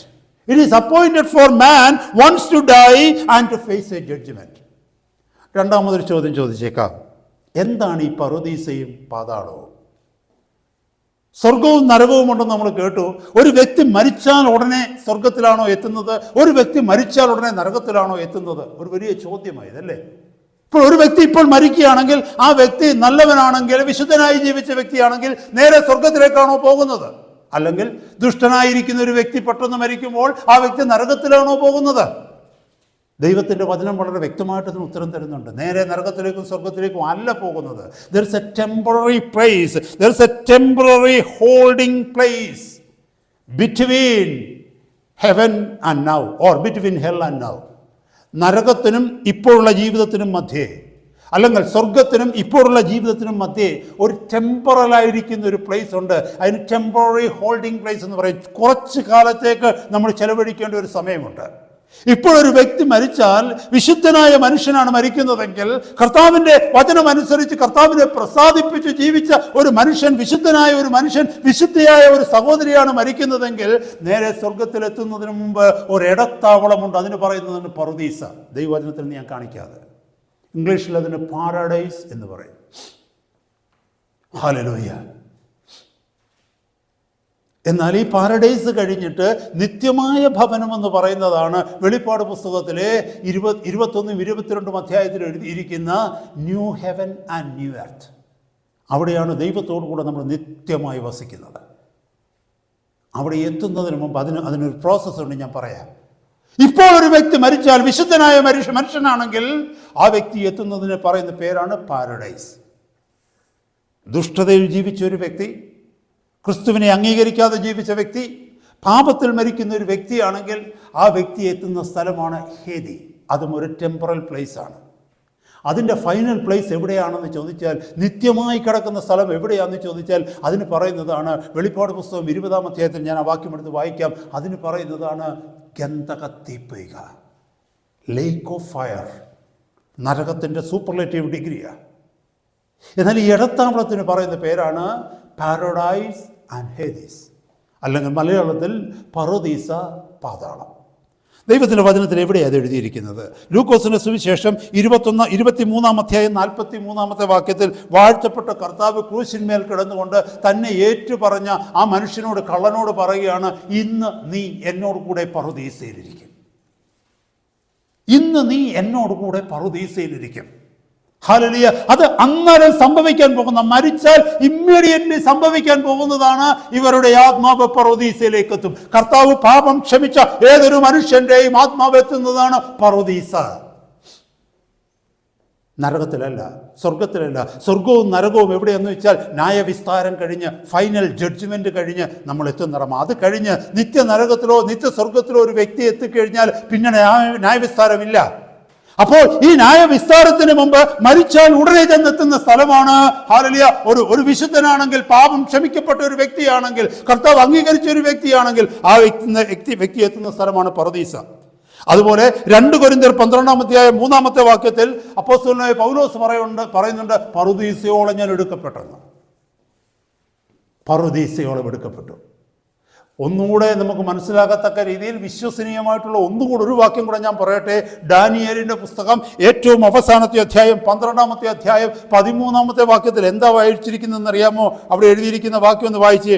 Daniel 12:13, the last verse of the last chapter of Daniel. അവിടെ എഴുതിയിരിക്കുന്നു, നീയോ അവസാനം വരുവോളം പൊയ്ക്കൊള്ളുക, നീ വിശ്രമിച്ച് കാലാവസാനത്തിങ്കൽ നിന്റെ ഓഹരി ലഭിക്കുവാൻ എഴുന്നേറ്റ് വരും. ഒരു വിശ്രമ സ്ഥലമാണ്.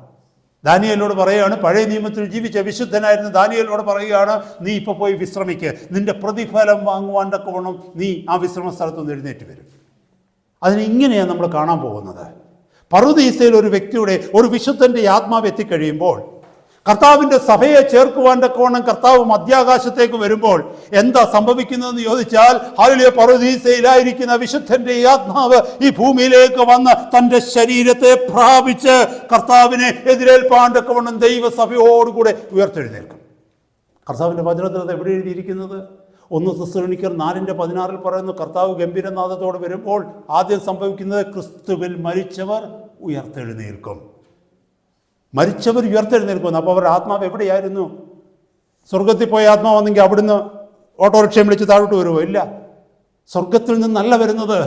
ഹല്ലേലൂയ, ഇടത്താവളമാകുന്ന പറുദീസയിൽ നിന്ന് ഹല്ലേലൂയ ആത്മാവ് താഴേക്ക് വന്ന് തൻ്റെ വിശുദ്ധന്റെ ശരീരത്തെ പ്രാപിച്ചിട്ട് ദൈവസഭയോട് ചേർന്ന് മധ്യാകാശത്തിൽ കർത്താവിനെ ഹല്ലേലൂയ സ്വീകരിപ്പാനായി എഴുന്നേൽക്കും. കഴിഞ്ഞ കാലങ്ങളിൽ നമ്മൾ കേട്ടതുപോലെ ആ മധ്യാകാശത്തിൽ ഹല്ലേലൂയ 7 വർഷക്കാലം കർത്താവ് തൻ്റെ സഭയോടുകൂടെ ഹല്ലേലൂയ അവിടെയാണ് 2 കൊരിന്ത്യർ 5:10 അപ്പോസ്തലനായ പൗലോസ് പറയുന്നതിനോട് പ്രതിഫലം വീതിക്കുന്നതായ ബീമാ സീറ്റ് ഓഫ് ക്രൈസ്റ്റ്. കർത്താവിൻ്റെ സഭയോടുകൂടെ കാന്തയുടെ വിവാഹം, കർത്താവുമായിട്ടുള്ള വിവാഹം, ഇതൊക്കെ ആ 7 വർഷമാണ്. അത് സംഭവിക്കുന്നത് അതുവരെ ക്രിസ്തുവിൽ മരിച്ചിരുന്നവർ തങ്ങളുടെ ശരീരങ്ങളെയും കൊണ്ട് ഉയർത്തെഴുന്നേറ്റ് ജീവിച്ചിരിക്കുന്ന സഭയുമായി രൂപാന്തരപ്പെട്ട് മുകളിലേക്ക് ഉയർന്ന് ദൈവത്തിൻ്റെ സന്നിധിയിൽ, അതായത് കർത്താവിൻ്റെ സന്നിധിയിൽ കാന്തയായി മണവാളനോട് ചേർന്നുള്ള വിവാഹം, അതിനുശേഷമുള്ള പ്രതിഫലം. ഒരുവൻ ശരീരത്തിലിരിക്കുമ്പോൾ ചെയ്ത് നല്ലതാകലും തീയതാകലും അതിന് തക്കവണ്ണം പ്രാപിക്കേണ്ടതിന് നാം എല്ലാവരും, അപ്പോസ്തലൻ പറയുകയാണ്, നാം എല്ലാവരും ക്രിസ്തുവിൻ്റെ ന്യായാസനത്തിൻ്റെ മുമ്പാകെ നിൽക്കേണ്ടി വരും. ന്യായവിധിക്ക് വേണ്ടിയല്ല, പിന്നെയോ പ്രതിഫലത്തിന് വേണ്ടി. കാരണം എന്താണെന്നറിയാമോ? സഭയാണ് എടുക്കപ്പെട്ടത്. സഭ ന്യായം വിധിക്കപ്പെടത്തില്ല. ന്യായം വിധിക്കപ്പെടുന്ന വ്യക്തി, പാപത്തിന്റെ വഴിയിൽ ജീവിക്കുന്ന വ്യക്തി സഭയ്ക്കകത്ത് ഇരിപ്പുണ്ടെങ്കിൽ അവൻ സഭയായി എടുക്കപ്പെടത്തില്ല. അവൻ കൈവിടപ്പെടും സഭയ്ക്കുള്ളിൽ കർത്താവിന്റെ വരവിൽ. ആ എടുക്കപ്പെടുന്നവർ വിശുദ്ധരാണ്, അവർക്ക് ന്യായവിധിയില്ല, അവർക്കുള്ളത് പ്രതിഫലമാണ്. അതിനെയാണ് ബീമാ സീറ്റ് ഓഫ് ക്രൈസ്റ്റ് എന്ന് പറയുന്നത്. അത് 7 വർഷത്തെ കാലഘട്ടമാണ്. ആ 7 വർഷമാണ് ഭൂമിയിൽ മഹോപദ്രവം നടക്കുന്നത്. ഈ ദിവസങ്ങളിൽ നമ്മൾ വെളിപ്പാട് പുസ്തകം പഠിച്ചുകൊണ്ടിരിക്കുകയാണല്ലോ. വെളിപ്പാട് പുസ്തകം 6-ാം അധ്യായം മുതൽ 19-ാമത്തെ അധ്യായം വരെ പഠിപ്പിക്കുന്ന മഹോപദ്രവ കാലഘട്ടം എന്ന് പറയുന്നത് ഈ 7 വർഷത്തെ കാലഘട്ടമാണ്. ആ 7 വർഷത്തെ കാലഘട്ടമാണ് കർത്താവ് സഭയോടുകൂടെ സ്വർഗത്തിലുള്ളത്. ഈ 7 വർഷം കഴിയുമ്പോൾ കർത്താവ് സഭയെ കൂട്ടി വിശുദ്ധരോടുകൂടെ ഈ ഭൂമിയിലേക്ക് വരുന്നു. അതാണ് കർത്താവിൻ്റെ 2ാമത്തെ വരവ്. അതിനുശേഷമാണ് ന്യായവിധി നടക്കുന്നത്. ന്യായവിധിക്ക് ശേഷമാണ് സ്വർഗത്തിലേക്കും നരകത്തിലേക്കും അയക്കപ്പെടുന്നത് പെർമനൻ്റായിട്ട്. I hope you understand. ഞാനതൊന്നുകൂടെ ഒന്ന് വെളിപ്പെടുത്തി തരാം. 1ാമത്തെ പുനരുത്ഥാനവും 2ാമത്തെ മരണവും കേട്ടിട്ടുണ്ടോ നിങ്ങൾ? എന്താണ് ഈ 1ാമത്തെ പുനരുത്ഥാനം എന്ന് പറയുന്നത്? ഞാൻ മുമ്പേ പറഞ്ഞതുപോലെ 1ാമത്തെ പുനരുത്ഥാനം എന്ന് പറഞ്ഞാൽ മരിച്ചിട്ട് ആദ്യത്തെ പുനരുത്ഥാനം, വിശുദ്ധന്മാരുടെ പുനരുത്ഥാനമാണ്. മുമ്പേ പറഞ്ഞതുപോലെ പറുദീസയിൽ നിന്ന് വിശുദ്ധന്മാർ ഈ ഭൂമിയിലേക്ക് വന്ന് തങ്ങളുടെ ശരീരങ്ങളെ പ്രാപിച്ച് സ്വർഗത്തേക്ക് ഉയർത്തെഴുന്നേൽക്കുന്നതാണ് 1ാമത്തെ പുനരുത്ഥാനം. 1ാമത്തെ പുനരുത്ഥാനത്തിൽ പങ്കുള്ളവർ ഭാഗ്യവാന്മാരെന്നാണ് പറഞ്ഞത്. കാരണം അവർ വിശുദ്ധരാണ്. അവരെന്തിനാ പുനരുത്ഥാനം ചെയ്യുന്നത്? കർത്താവിനെ മധ്യാകാശത്ത് സ്വീകരിപ്പാൻ സഭയോടുകൂടെ. ആ ഭാഗം ഒന്ന് വായിച്ച് കേൾപ്പിക്കുക. വെളിപ്പാട് പുസ്തകത്തിലേക്കൊന്ന് വന്നേ. വെളിപ്പാട് പുസ്തകം 20-ാം അധ്യായം 6-ാമത്തെ വാക്യം. Book of Revelation chapter 20 verse 6. 1ാമത്തെ പുനരുത്ഥാനത്തിൽ പങ്കുള്ളവർ ഭാഗ്യവാനും വിശുദ്ധനുമാകുന്നു. അവരുടെ മേൽ 2ാം മരണത്തിന് അധികാരമില്ല.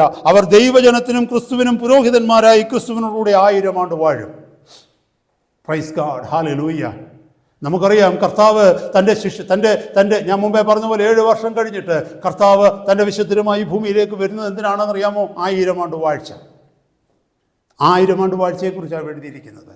വിശുദ്ധരോട് ചേർന്ന് 1000 ആണ്ട് വാഴുവാൻ താൻ വരും. ഇവിടെ എഴുതിയിരിക്കുന്നു, ഹല്ലേലൂയ, അവർ ദൈവജനത്തിനും ക്രിസ്തുവിനും പുരോഹിതന്മാരായി ക്രിസ്തുവിനോടുകൂടെ വാഴും. ആ വാക്യത്തിനകത്ത് ഒരു വാക്യം കണ്ടോ? അവരുടെ മേൽ 2ാം മരണത്തിന് അധികാരമില്ല. ഈ 2ാം മരണം എന്താണെന്നറിയാമോ? അതും വചനത്തിൽ തന്നെ എഴുതിയിരിക്കുന്നു. താഴേക്ക് വായിച്ചു വന്നേ. 14-ാമത്തെ വാക്യം 20-14. അവിടെ എഴുതിയിരിക്കുന്നു, മരണത്തെയും പാതാളത്തെയും തീപ്പൊയ്കയിൽ തള്ളിയിട്ടു. ഈ തീപ്പൊയ്ക 2ാമത്തെ മരണം. നിത്യനരകത്തെക്കുറിച്ചാണ് പറയുന്നത് 2ാമത്തെ മരണം. വിശുദ്ധന്മാർ ഉയർത്തെഴുന്നേറ്റതിന് ശേഷവും ആദമിന്റെ കാലം മുതൽ ഇങ്ങോട്ട് ദുഷ്ടന്മാരായവർ ഈ ഭൂമിയിലുണ്ട്. നമ്മുടെ കാലഘട്ടത്തിൽ ജീവിച്ചിരിക്കുന്നവരും ഈ ഭൂമിയിൽ അടക്കപ്പെട്ടു. അവർ ഒന്നാം പുനരുത്ഥാനത്തിൽ കർത്താവിന്റെ വരവിങ്കൽ, കർത്താവിന്റെ മഹത്വ പ്രത്യക്ഷതയിൽ, ദൈവസഭയുടെ ഉൾപ്രാവണത്തിൽ അവർ ഉയർത്തെഴുന്നേൽക്കത്തില്ല. ഞാൻ പറഞ്ഞതുപോലെ ഒന്നാമത് ഉയർത്തെഴുന്നേൽക്കുന്ന വിശുദ്ധന്മാർ മാത്രമാണ്. പിന്നെ ഈ ദുഷ്ടന്മാർ ഉയർത്തെഴുന്നേൽക്കുന്നത് എങ്ങനെയാ? എന്നാ? ന്യായവിധിയുടെ സമയത്ത്. ഈ 20-ാം അധ്യായത്തിൽ കർത്താവ് താഴെ എഴുതിയിട്ടുണ്ട്, മരിച്ചവർ ആ ബാലവൃത്തം സിംഹാസനത്തിന് മുൻപിൽ നിൽക്കുന്നത് കണ്ടു. 12-ാമത്തെ വാക്യത്തിൽ. ഹല്ലേലൂയ! ന്യായവിധിക്ക് വേണ്ടിയാണ് അവർ ഉയർത്തെഴുന്നേൽക്കുന്നത്. ആര് ഉയർത്തെഴുന്നേൽക്കുന്നത്? ദുഷ്ടരായി ജീവിച്ചവർ. വിശുദ്ധരായി ജീവിച്ചവർ ഉയർത്തെഴുന്നേൽക്കുന്നത് പ്രതിഫലത്തിന് വേണ്ടിയാണ്. ഹല്ലേലൂയ! മറ്റവർ ഉയർത്തെഴുന്നേൽക്കുന്നത് ന്യായവിധിക്ക് വേണ്ടിയാണ്. ഇവിടെ വായിച്ചല്ലോ, 2-ാമത്തെ മരണത്തെക്കുറിച്ച് എഴുതിയിരിക്കുന്നു. മരണത്തെയും പാതാളത്തെയും തീപ്പൊയ്കയിൽ തള്ളിയിട്ടു. ഇത് 2-ാമത്തെ മരണം. വേറൊരിടത്തും 2-ാമത്തെ മരണത്തെക്കുറിച്ച് എഴുതിയിട്ടുണ്ട്. 21-ാമത്തെ അധ്യായത്തിൽ 8-ാമത്തെ വാക്യത്തിലാണ്. ഇത് വായിച്ചു നോക്കിയേ. Book of Revelation chapter 21 verse 8. വെളിപ്പാട് പുസ്തകം 21:8. എന്നാൽ ഭീരുക്കൾ, അവിശ്വാസികൾ, അറയ്ക്കപ്പെട്ടവർ, കൊലപാതകന്മാർ, ദുർനടപ്പുകാർ, ക്ഷുദ്രക്കാർ, ബിംബാരാധികൾ എന്നിവർക്കും ഭോഷ്ക് പറയുന്ന ഏവർക്കുമുള്ള ഓഹരി തീയും ഗന്ധകവും കത്തുന്ന പൊയ്കയിലത്രേ. ഇത് 2-ാമത്തെ മരണം. വളരെ വ്യക്തമായിട്ട് നമ്മളത് മനസ്സിലാക്കി. അപ്പോൾ നിങ്ങൾ ആരും ചിന്തിക്കരുത്, മരിച്ചാൽ ഉടനെ നമ്മൾ സ്വർഗത്തിലാണ് പോകുന്നത്, മരിച്ചാൽ ഉടനെ നരകത്തിലാണ്. നല്ല, ഇതിനിടയ്ക്ക് ഒരിടത്താവളമുണ്ട്. ഹല്ലേലൂയ! പറുദീസ, അതുപോലെ ഹേദി. അപ്പോൾ ഞാൻ പറുദീസയെക്കുറിച്ചാണ് പറഞ്ഞ, വിശുദ്ധന്മാർ ഇറങ്ങി വന്ന് ശരീരം പ്രാപിച്ചിട്ട് ഒന്നാമത് പുനരുദ്ധാനം ചെയ്യും. അതുപോലെ തന്നെ ന്യായവിധിയുടെ സമയത്ത്, ഹല്ലേലൂയ, 1000 ആണ്ട് വാഴ്ചയ്ക്ക് ശേഷം ന്യായവിധി നടക്കുമ്പോൾ സകല, മുമ്പേ വായിച്ചതുപോലെ വെളിപാട് പുസ്തകം 20-ാം അധ്യായത്തിൽ വെള്ള സിംഹാസനത്തിൻ്റെ മുമ്പിൽ ആബാലവൃത്തം, ആദമിൻ്റെ നാൾ മുതൽ ഇങ്ങോട്ട് അന്ത്യനാൾ വരെ മരിച്ച എല്ലാ മനുഷ്യരും ഉയർത്തെഴുന്നേൽക്കുന്ന ഒരു സമയമുണ്ട്. എന്തിനാ? വെള്ള സിംഹാസനത്തിൻ്റെ മുമ്പിൽ നിൽപ്പാൻ. അന്നേരമാണ് ഈ പാതാളത്തിൽ ഉണ്ടായിരുന്നവർ അവിടെ നിന്ന് താഴേക്ക് വന്നവരുടെ ശരീരം പ്രാപിച്ച് ഉയർത്തെഴുന്നേൽക്കും. എന്തിന്? ന്യായവിധിക്ക് വേണ്ടി. ഇതിൻ്റെ കണ്ടീഷൻസ് എങ്ങനെയാണെന്നറിയാമോ? ഈ പറുദീസയും പാതാളവും എന്ന് പറയുന്നതിൻ്റെ കണ്ടീഷൻ എന്താണെന്നറിയാമോ? യാതനാസ്ഥലമാണ് പാതാളമെന്ന് പറയുന്നത്. നിത്യനരകം മാത്രമല്ല യാതനാസ്ഥലം. ചിലർ വിചാരിക്കും അന്ത്യത്തിൽ തീപ്പൊയ്കയിൽ എത്തിക്കഴിഞ്ഞ് മാത്രമേ നരകത്തിൻ്റെ അനുഭവമുള്ളൂ. അല്ല, ഇതൊരു സ്മോൾ വെറൈറ്റി ഓഫ് നരകം തന്നെയാണ്. യാതനാസ്ഥലമാണ്. അതാണ് നമ്മൾ ധനവാന്റെയും ലാസറിൻ്റെയും ആ കഥ. അവിടേക്ക് ഞാൻ വരുന്നുണ്ട് ഇപ്പോൾ ഒരു മിനിറ്റിൽ. അവിടെ അതിനെ യാതനാസ്ഥലമായിട്ടാണ് കാണിക്കുന്നത്. അവിടെ കർത്താവ് കാണിച്ചിരിക്കുന്നത് നിത്യനരകത്തിൽ എത്തിയതായിട്ടില്ല. നിത്യനരകത്തിൽ ദൈവം ആരെയും അയച്ചിട്ടില്ല. നിത്യനരകത്തിൽ എത്തുന്നത് അന്ത്യന്യായവിധി കഴിഞ്ഞാണ്. ഇതുവരെ അന്ത്യന്യായവിധി, വെള്ള സിംഹാസനം ഇതുവരെ നടന്നിട്ടില്ല. അപ്പോൾ കർത്താവ് അവിടെ പറഞ്ഞിരിക്കുന്ന കഥ, അല്ലെങ്കിൽ പറഞ്ഞിരിക്കുന്ന സംഭവമായ ലാസറും ധനവാനും എന്ന് പറയുന്നത് നിത്യനരകത്തിൽ കണ്ട കഥയല്ല പറയുന്നത്, പാതാളത്തിൽ കണ്ടിരിക്കുന്ന, ഹേദിയിൽ കണ്ടിരിക്കുന്നതാണ് കർത്താവ് പറയുന്നത്. I hope you understand what I am saying. ഞാൻ മുന്നോട്ട് പറഞ്ഞു പോട്ടെ. ഹല്ലേലൂയ, സ്തോത്രം. നമ്മൾ നരകത്തെക്കുറിച്ച് മനസ്സിലാക്കുമ്പോൾ, ഞാൻ ഈ പറഞ്ഞല്ലോ, നരകത്തെക്കുറിച്ച് മനസ്സിലാക്കുമ്പോൾ ഏറ്റവും ഫൈനൽ പ്ലേസ് ആയ നരകത്തിന് പറയുന്ന പേരാണ് ലേക്ക് ഓഫ് ഫയർ. ആ വാക്യം കൂടെ ഒന്ന് വായിച്ചിട്ട് ഞാൻ അങ്ങ് പോട്ടെ. ഒന്ന് രണ്ട് വാക്യങ്ങൾ നമുക്കതിനെക്കുറിച്ച് വായിക്കാം. ഞാൻ പറഞ്ഞല്ലോ 70 times 70 പ്രാവശ്യം യേശു കർത്താവ് പറഞ്ഞിട്ടുണ്ടെന്ന് പറഞ്ഞെങ്കിൽ തന്നെയും അതല്ല 70 പ്രാവശ്യം 70 വാക്യങ്ങളെ നമുക്കടുത്ത് വായിക്കാൻ സമയമില്ല. നിങ്ങൾക്ക് ആർക്കെങ്കിലും അത് താല്പര്യമുണ്ടെങ്കിൽ ഒരു ബൈബിൾ കോൺകോർഡൻസ് എടുത്ത് ഹെൽ എന്ന് പറഞ്ഞാലോ അല്ലെ ഹേദി എന്ന് പറഞ്ഞു കഴിഞ്ഞാലോ അതിൻ്റെ റെഫറൻസസ് കാണുവാനായിട്ട് കഴിയും. അല്ലെങ്കിൽ ഗൂഗിൾ പോലെയുള്ള ഏതെങ്കിലും ഇൻ്റർനെറ്റ് സെർച്ച് എഞ്ചിനിൽ പോയി നിങ്ങൾക്ക് സെർച്ച് ചെയ്താൽ മതി, എവിടെയൊക്കെ റെഫറൻസസ് നിങ്ങൾക്ക് കാണുവാനായിട്ട് പറ്റും. 2 വാക്യങ്ങൾ ഞാനൊന്ന് വായിച്ചോട്ടെ. ഇതിൻ്റെ ഗ്രാഫിക്കായിട്ടുള്ള എക്സ്പ്ലനേഷൻ, ഗ്രാഫിക്കായിട്ടുള്ള ഡിസ്ക്രിപ്ഷൻ, ആ നരകം എങ്ങനെയാണെന്ന് കർത്താവിൻ്റെ വായിലൂടെ കർത്താവ് പറഞ്ഞ ആ 2 വാക്യങ്ങൾ മാത്രമൊന്ന് എടുക്കാനായിട്ട് ആഗ്രഹിക്കുന്നു. മർക്കോസിൻ്റെ സുവിശേഷം 9-ാം അധ്യായത്തിലേക്ക് വരുമ്പോൾ, മർക്കോസിൻ്റെ സുവിശേഷം 9-ാം അധ്യായം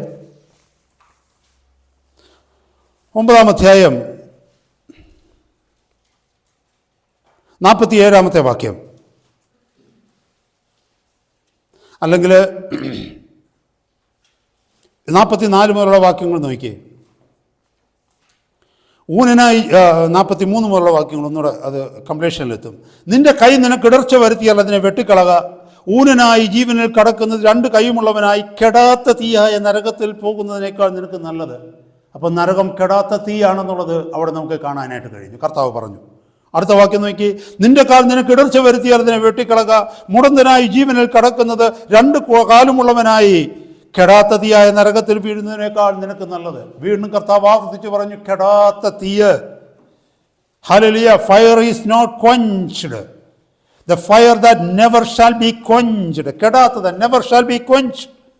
47 വാക്യം, നിന്റെ കണ്ണ് നിനക്ക് ഇടർച്ച വരുത്തിയാൽ അതിനെ ചൂഴ്ന്നു കളക. ഒറ്റ കണ്ണനായി ദൈവരാജ്യത്തിൽ കടക്കുന്നത് 2 കണ്ണുമുള്ളവനായി അഗ്നി നരകത്തിൽ വീഴുന്നതിനേക്കാൾ നിനക്ക് നല്ലത്. അടുത്ത വാക്യം നോക്കിയേ, അവിടെ അവരുടെ പുഴു ചാകുന്നില്ല, തീ കെടുന്നതുമില്ല.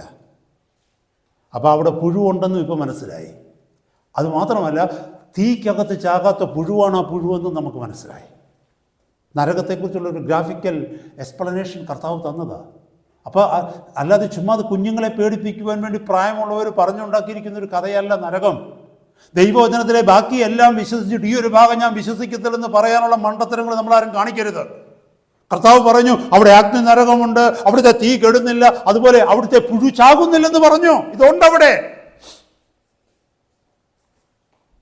C.H. സ്പർജൻ എന്ന് പറഞ്ഞ കർത്താവിൻ്റെ ദാസൻ നരകത്തെക്കുറിച്ച് പറഞ്ഞിരിക്കുന്ന ഒരു കൊട്ടേഷൻ ഞാൻ വായിച്ചിട്ടുണ്ട്. അദ്ദേഹം പറയുന്നത്, hell is as real as a human body. ഒരു മനുഷ്യൻ്റെ ശരീരം പോലെ തന്നെ വ്യക്തവും സത്യവുമാണ് നിത്യനരകം എന്ന് പറയുന്ന ഹെൽ.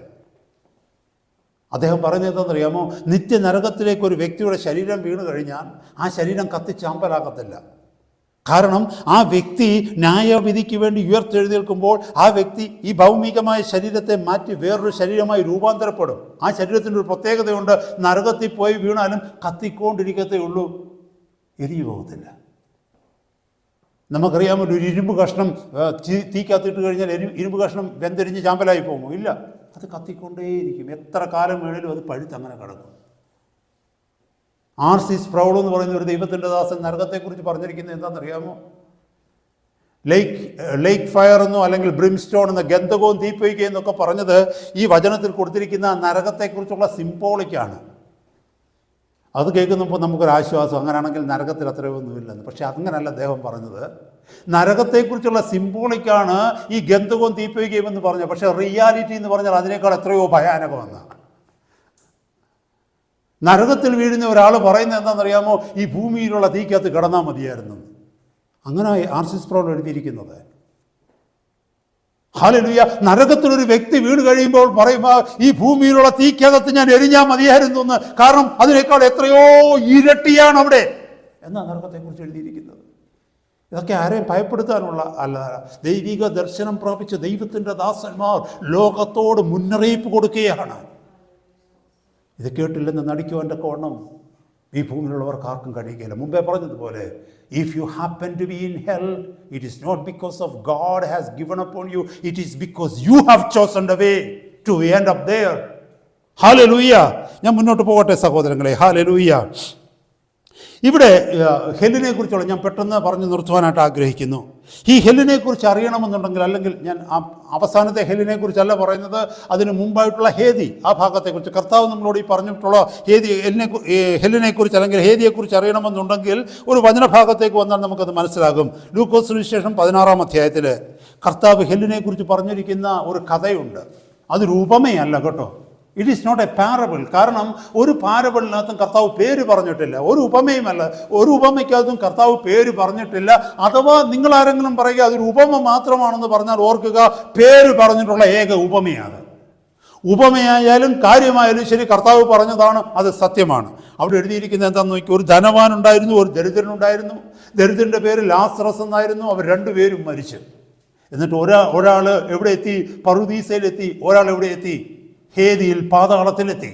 എന്നിട്ട് പാതാളത്തിൽ കിടക്കുന്ന ധനവാൻ പറുദീസയിൽ ഇരിക്കുന്ന ലാസറിൻ്റെ അടുത്ത് അല്ലെങ്കിൽ അബ്രഹാമിൻ്റെ അടുത്ത് പ്രാർത്ഥിക്കുകയാണ്, ഈ ലാസറിനെ താഴേക്കൊന്ന് വിടണമെന്ന്. എങ്ങോട്ടാ? ഭൂമിയിലേക്കെന്നല്ല, നരകത്തിലേക്ക്. ഒന്ന് ആദ്യം പറയുന്നു നരകത്തിലേക്ക്. തനിക്ക് ഇച്ചിരി വെള്ളം തരാൻ വേണ്ടി അവൻ്റെ കൈ വിരൽ മുക്കിയിട്ട് എനിക്ക് നാവിനെ, കാരണം ആ ഭാഗം ഒന്ന് വായിച്ചു നോക്കിയ സമയമില്ലെങ്കിലും ഞാൻ പെട്ടെന്നൊന്ന് വായിച്ചു പോകട്ടെ. അതാകുമ്പോൾ ആ വചനത്തിൻ്റെ ബാക്ക്ഗ്രൗണ്ട് നമുക്ക് കിട്ടും. ലൂക്കോസ് 16:19. Book of Luke, gospel of Luke chapter 16 verse 19 onwards. 19 മുതലുള്ള വാക്യങ്ങൾ. ധനവാനായ ഒരു മനുഷ്യനുണ്ടായിരുന്നു. അവൻ ധൂമ്ര വസ്ത്രവും പട്ടും ധരിച്ച് ദിനം പ്രതി ആഡംബരത്തോടെ സുഖിച്ചു കൊണ്ടിരുന്നു. ലാസർ എന്നു പേരുള്ള ഒരു ദരിദ്രൻ വ്രണം നിറഞ്ഞവനായി അവൻ്റെ പടിപ്പുരയ്ക്കൽ കിടന്നു. ധനവാന്റെ മേശയിൽ നിന്ന് വീഴുന്നത് തിന്ന് വിശപ്പടക്കുവാൻ ആഗ്രഹിച്ചു. നായ്ക്കളും വന്ന് അവൻ്റെ വ്രണം നക്കും. ആ ദരിദ്രൻ മരിച്ചപ്പോൾ ദൂതന്മാർ അവനെ അബ്രഹാമിൻ്റെ മടിയിലേക്ക് കൊണ്ടുപോയി. ഇത് പഠിക്കുമ്പോൾ ഓർക്കണമേ, നമ്മൾ മരിക്കുന്ന സമയത്ത് ദൂതന്മാരെത്തും. ഇങ്ങനെ നമ്മൾ വചനം പഠിക്കേണ്ടത്. ആരെങ്കിലും ഊഹാപോഹം പറയുന്ന അമ്മച്ചിക്കഥകളല്ല നമ്മുടെ മനസ്സിലിരിക്കേണ്ടത്, വചനമാണ്. അപ്പോൾ നമ്മൾ മരിക്കുന്ന സമയം, ഒരു വിശുദ്ധൻ മരിക്കുന്ന സമയം ദൂതന്മാരെത്തും. അതുപോലെ ഒരു ദുഷ്ടൻ മരിക്കുന്ന സമയത്തും വേറെ ദൂതന്മാരും എത്തും. ഈ വാക്യമാണ് നമ്മൾ മനസ്സിലാക്കേണ്ടത്. ഹല്ലേലൂയ. ആ ദരിദ്രൻ മരിച്ചപ്പോൾ ദൂതന്മാർ അവനെ അബ്രഹാമിൻ്റെ മടിയിലേക്ക് കൊണ്ടുപോയി. അബ്രഹാമിൻ്റെ മടി എന്ന് പറയുന്നത് ഒരു symbolic way of saying paradise. Hallelujah, bosom of Abraham. ധനവാനും മരിച്ചു അടക്കപ്പെട്ടു, പാതാളത്തിൽ യാതന അനുഭവിക്കുമ്പോൾ. അപ്പം നരകത്തിൽ എത്തണമെന്നില്ല യാതനയ്ക്ക്, പാതാളത്തിലെത്തിയാലും യാതനയുണ്ട്. നരകത്തിൻ്റെ ഒരു സ്റ്റൈലാണ് അവിടെ. അപ്പോൾ ഈ യാതന കഴിഞ്ഞ് എത്രയോ ഒരു യാതനയിലേക്കാണ് പിന്നീട് പോകാൻ പോകുന്നത്. അപ്പോൾ ഈ യാതനയുടെയും ആ യാതനയുടെയും ഇടയ്ക്കൊരു സ്ഥലമുണ്ട്. അതാണ് കാതലിക്സ് കണ്ടുപിടിച്ചിരിക്കുന്ന പർഗേറ്ററി, വിശുദ്ധീകരണ സ്ഥലം. ഇവിടെ യാതന അനുഭവിച്ചു കഴിയുമ്പോൾ താഴെ നിന്ന് വിശുദ്ധന്മാരെല്ലാം കൂടി പ്രാർത്ഥിക്കുമ്പോൾ ഇവനെ പുകച്ച് എവിടെ കയറ്റും? ശുദ്ധീകരണ സ്ഥലത്തേക്ക് കയറ്റിട്ട് പിന്നീട് അവിടുന്ന് സ്വർഗത്തിലോട്ട് വിടും. അങ്ങനെയാണ് അവരുടെ പഠിപ്പിക്കുക. ബൈബിളിൽ എങ്ങും പർഗേറ്ററി എന്നും പറഞ്ഞൊരു വിശുദ്ധീകരണ സ്ഥലമില്ല. മനുഷ്യൻ പൈസ ഉണ്ടാക്കാൻ വേണ്ടി ഉണ്ടാക്കിയ മണ്ടത്തരമാണ്. വിശ്വസിക്കരുത് സഹോദരങ്ങളെ. ബൈബിളിൽ എവിടെ എഴുതിയിരിക്കുന്നത്? നരകമുണ്ടെന്നും സ്വർഗമുണ്ടെന്നും പറയുന്നത് പർഗേറ്ററി ഉണ്ടെന്ന് എവിടെ എഴുതിയിരിക്കുന്നു? പർഗേറ്ററി കണ്ടുപിടിച്ചതിൻ്റെ ചരിത്രം എന്തെന്നറിയണമെങ്കിൽ ഇൻ്റർനെറ്റിലൊന്നും തപ്പിയാൽ മതി, ചരിത്രം മനസ്സിലാകും. അങ്ങനെ ഒരു ചരിത്രമില്ല കേട്ടോ. ഭൂമി വെള്ളമൊടിച്ച് കറങ്ങി പുകവലിച്ച് നടന്ന് മറ്റുള്ളവൻ്റെ പള്ളക്കിടിച്ചിട്ട് മറ്റുള്ളവനെയും പിടിച്ചു പറിച്ച് അച്ഛനെയും തല്ലി നടക്കുന്നവൻ ഭൂമിയിൽ നിന്നുകൊണ്ട് ധൂപപ്രാർത്ഥന നടത്തി കഴിഞ്ഞാൽ മരിച്ചു കിടക്കുന്നവൻ്റെ, അന്ധകാരത്തിൽ കിടക്കുന്നവൻ്റെ ആത്മാവിനെ അവിടുന്ന് ശുദ്ധീകരിച്ച് പർഗേറ്ററിയിൽ അല്ലെങ്കിൽ വിശുദ്ധീകരണ സ്ഥലത്ത്. എന്തോ മണ്ടത്തരമാണ്. കൊച്ചു പിള്ളേർക്ക് വിശ്വസിക്കാൻ പറ്റുമോ ഈ കഥ? ബൈബിളിൽ എവിടെ എഴുതിയിരിക്കുന്നത്? എന്നെ കേൾക്കുന്ന സഹോദര സഹോദരി, there is no plan B. Only plan A is there. If you lose that plan, you will lose everything. രണ്ടാമതൊരു വഴിയില്ല. ഒരു പ്ലാൻ എ മാത്രമേ ഉള്ളൂ, പ്ലാൻ ബി ഇല്ല. പ്ലാൻ എയിൽ നീ തോറ്റുപോയാൽ നീ ജീവിതത്തിൽ തോറ്റു. അതുകൊണ്ട് തന്നെയാണ് ജീവിച്ചിരിക്കുമ്പോൾ ദൈവം തരുന്ന അവസരത്തിൽ, ദൈവം തരുന്ന സമയത്തിൽ മാനസാന്തരപ്പെട്ട് കർത്താവിലൂടെ ക്രിസ്തുവിലൂടെ രക്ഷ പ്രാപിക്കുക. ഈ വാക്യം നോക്കിക്കേ. ധനവാനും മരിച്ചു അടക്കപ്പെട്ടു, പാതാളത്തിൽ യാതന അനുഭവിക്കുമ്പോൾ മേലോട്ട് നോക്കി ദൂരത്ത് നിന്ന് അബ്രഹാമിനെയും അവൻ്റെ മടിയിൽ ലാസറിനെയും കണ്ടു. അബ്രഹാം പിതാവേ, എന്നോട് കനിവുണ്ടാകണമേ. ലാസർ വിരലിൻ്റെ അറ്റം വെള്ളത്തിൽ മുക്കി എൻ്റെ നാവിനെ തണുപ്പിക്കേണ്ടതിന് അവനെ അയക്കണമേ. ഞാൻ ഈ ജ്വാലയിൽ കിടന്ന് വേദന അനുഭവിക്കുന്നു എന്ന് വിളിച്ചു പറഞ്ഞു. അബ്രഹാം, മകനെ, നിന്റെ ആയുസ്സിൽ നീ നന്മയും ലാസർ ഔവണ്ണത്തിന്മയും പ്രാപിച്ചു എന്ന് ഓർക്കുക. ഇപ്പോൾ അവനിവിടെ ആശ്വസിക്കുന്നു, നീയോ വേദന അനുഭവിക്കുന്നു. അത്രയുമല്ല, ഞങ്ങൾക്കും നിങ്ങൾക്കും നടുവേ വലിയൊരു പിളർപ്പുണ്ടാക്കിയിരിക്കുന്നു. ഇവിടെ നിന്ന് നിങ്ങളുടെ അടുക്കൽ വരുവാൻ ഇച്ഛിക്കുന്നവർക്ക് കഴിയുകയില്ല. ഇപ്പൊ പർഗേറ്ററി പൊളിഞ്ഞില്ലയോ? വിശുദ്ധീകരണ സ്ഥലം എന്ന് പറയുന്നതിൻ്റെ ഡോക്ടറിൻ പൊളിഞ്ഞ്. കാരണം ഇവിടെ നിന്ന് അവിടെ വേറൊരിടത്തോട്ട് വരാൻ ആർക്കും കഴിയത്തില്ല. ഇവിടെ വീണാൽ ഇവിടെ വീണത് തന്നെ. അവിടുന്ന് ഇങ്ങോട്ട് വരാനും പറ്റത്തില്ല, ഇവിടുന്ന് അങ്ങോട്ട് വരാനും പറ്റത്തില്ല. വിശുദ്ധീകരണ സ്ഥലത്തിൻ്റെ തിയറി പൊട്ടിയല്ലോ, പൊളിഞ്ഞല്ലോ. അങ്ങനൊന്നില്ല. ഇവിടെ നിന്ന് നിങ്ങളുടെ അടുക്കൽ കടന്നു വരുവാൻ ഇച്ഛിക്കുന്നവർക്ക് കഴിയുകയില്ല. അവിടെ നിന്ന് ഞങ്ങളുടെ അടുക്കൽ വരുവാനും കഴിയുകയില്ല, പാടില്ല എന്ന് പറഞ്ഞു. അതിനെ അവൻ, എന്നാൽ പിതാവേ, അവനെ എൻ്റെ അപ്പൻ്റെ വീട്ടിൽ അയക്കണമെന്ന് ഞാൻ അപേക്ഷിക്കുന്നു. എനിക്ക് 5 സഹോദരന്മാരുണ്ട്. അവരും ഈ യാതനാ സ്ഥലത്ത്, കണ്ടോ, ഇതൊരു യാതനാ സ്ഥലമാണെന്ന് മനസ്സിലായി. ഈ യാതനാ സ്ഥലത്ത് വരാതിരിക്കുവാൻ അവൻ അവരോട് സാക്ഷ്യം പറയട്ടെ എന്ന് പറഞ്ഞു. അബ്രഹാം അവനോട്, അവർക്ക് മോശയും പ്രവാചകന്മാരും ഉണ്ടല്ലോ, അവരുടെ വാക്ക് കേൾക്കട്ടെ എന്ന് പറഞ്ഞു. ഇന്നത്തെ ടേംസിൽ പറയുമ്പോൾ അവർക്ക് ബൈബിളുണ്ടല്ലോ, ബൈബിൾ പ്രസംഗിക്കുന്ന ദൈവദാസന്മാർ, ദൈവദാസിമാരുണ്ടല്ലോ, പരിശുദ്ധാത്മാവിൻ്റെ വാക്ക് അവർ കേൾക്കട്ടെ എന്ന് പറഞ്ഞു. അതിനെ അവൻ, അതായത് ധനവാൻ, അല്ലല്ല അബ്രഹാം പിതാവേ, മരിച്ചവരിൽ നിന്ന് ഒരുത്തൻ എഴുന്നേറ്റ് അവരുടെ അടുക്കൽ ചെന്നുവെങ്കിൽ അവർ മാനസാന്തരപ്പെടുമെന്ന് പറഞ്ഞു. അവനോട്, അവർ മോശയുടെയും പ്രവാചകന്മാരുടെയും വാക്ക് കേൾക്കാതിരുന്നാൽ മരിച്ചവരിൽ നിന്ന് ഒരുത്തൻ എഴുന്നേറ്റ് ചെന്നാലും വിശ്വസിക്കുകയില്ല എന്ന് പറഞ്ഞു. കർത്താവ് നരകത്തെക്കുറിച്ച് പറഞ്ഞിരിക്കുന്ന ഒരനുഭവമാണ്. ഇതില്ലെന്ന് ആർക്ക് പറയാൻ പറ്റും? ഇനി ഞാൻ വേഗം മുന്നോട്ട് തിയറിയിലേക്ക് വരുവാൻ തക്കോണം ആഗ്രഹിക്കുന്നു. അടുത്ത 5-8 മിനിറ്റിനുള്ളിൽ ദൈവവചനം നിർത്തുവാനായിട്ട് ആഗ്രഹിക്കുക. വളരെ പെട്ടെന്ന് ഞാനത് പറഞ്ഞു പോവുകയാണ്. ഇവിടെ നോക്കിക്കേ, it is a cry from hell to heaven. യാതനാസ്ഥലമാകുന്ന പാതാളത്തിൽ കിടന്നുകൊണ്ട് ഒരുവൻ നിലവിളിക്കുക. ഇതൊരു പാരബിളല്ല, it is a life story. നമ്മുടെ ടെലിവിഷനകത്തൂടെയൊക്കെ ഓരോരുത്തർ ഓരോ സ്ഥലത്തു നിന്നുള്ള റിപ്പോർട്ട് ലൈവിൽ നമുക്ക് കാണിച്ചു തരുന്നതിൻ്റെ കൂട്ട് കർത്താവ് അവിടെ നടക്കുന്ന ഒരു റിപ്പോർട്ട് ലൈവിൽ നമുക്ക് കാണിച്ചു തരികയാണ്. അങ്ങനെയാണ് നിങ്ങൾ ചോദിക്കും, ഇപ്പോഴും വന്ന് അവിടെ കിടപ്പുണ്ടോ എന്ന് ചോദിക്കും ധനവാൻ. ഉണ്ട്, ഞാൻ വിശ്വസിക്കുന്നു അവനവിടെ കിടക്കും. എന്തുവരെ? അന്ത്യന്യായവിധി വരെ അവനവിടെ കിടക്കും. കിടന്നുകൊണ്ട് ഈ നിലവിളിച്ചുകൊണ്ടിരിക്കും. കർത്താവ് കാണിച്ചു തരിക, 1 മിനിറ്റ് ഒന്ന് കാണിച്ചു തരും. നമ്മൾ കണ്ടിട്ടില്ലേ TV റിപ്പോർട്ടേഴ്സൊക്കെ മെയിൻ പ്രസൻറ്ററിൽ നിന്നൊരു വാർത്ത പറഞ്ഞിട്ട് പറയും, ഇപ്പോൾ തിരുവനന്തപുരത്ത് നിന്ന് ഇന്നയാൾ നമ്മളെ ലൈനിൽ ജോയിൻ ചെയ്യുന്നു പറഞ്ഞിട്ട് പെട്ടെന്ന് തിരുവനന്തപുരത്തിൻ്റെ കാണും അല്ലേ. എന്നിട്ട് അവിടെ നിന്ന് ഒരാൾ ആ സംഭവ സ്ഥലത്ത് നിന്ന് നമ്മളോട് സംസാരിക്കുക, ഇവിടെ നോക്കുക ഇത് നടന്നുകൊണ്ടിരിക്കുന്നതെന്ന്. എക്സാക്ട്ലി ദ സെയിം വേ കർത്താവ് നരകത്തിൻ്റെ ദൃശ്യം കാണിച്ചു തരിക നമുക്ക്. നിങ്ങൾക്ക് ആർക്കും വിശ്വസിക്കാൻ പറ്റത്തില്ലെങ്കിൽ ഞാൻ വിശ്വസിക്കുന്നു, എൻ്റെ മുട്ടടിക്കും. Hallelujah. So it is a cry from hell to heaven. 2, eternal destiny is fixed at the time of death.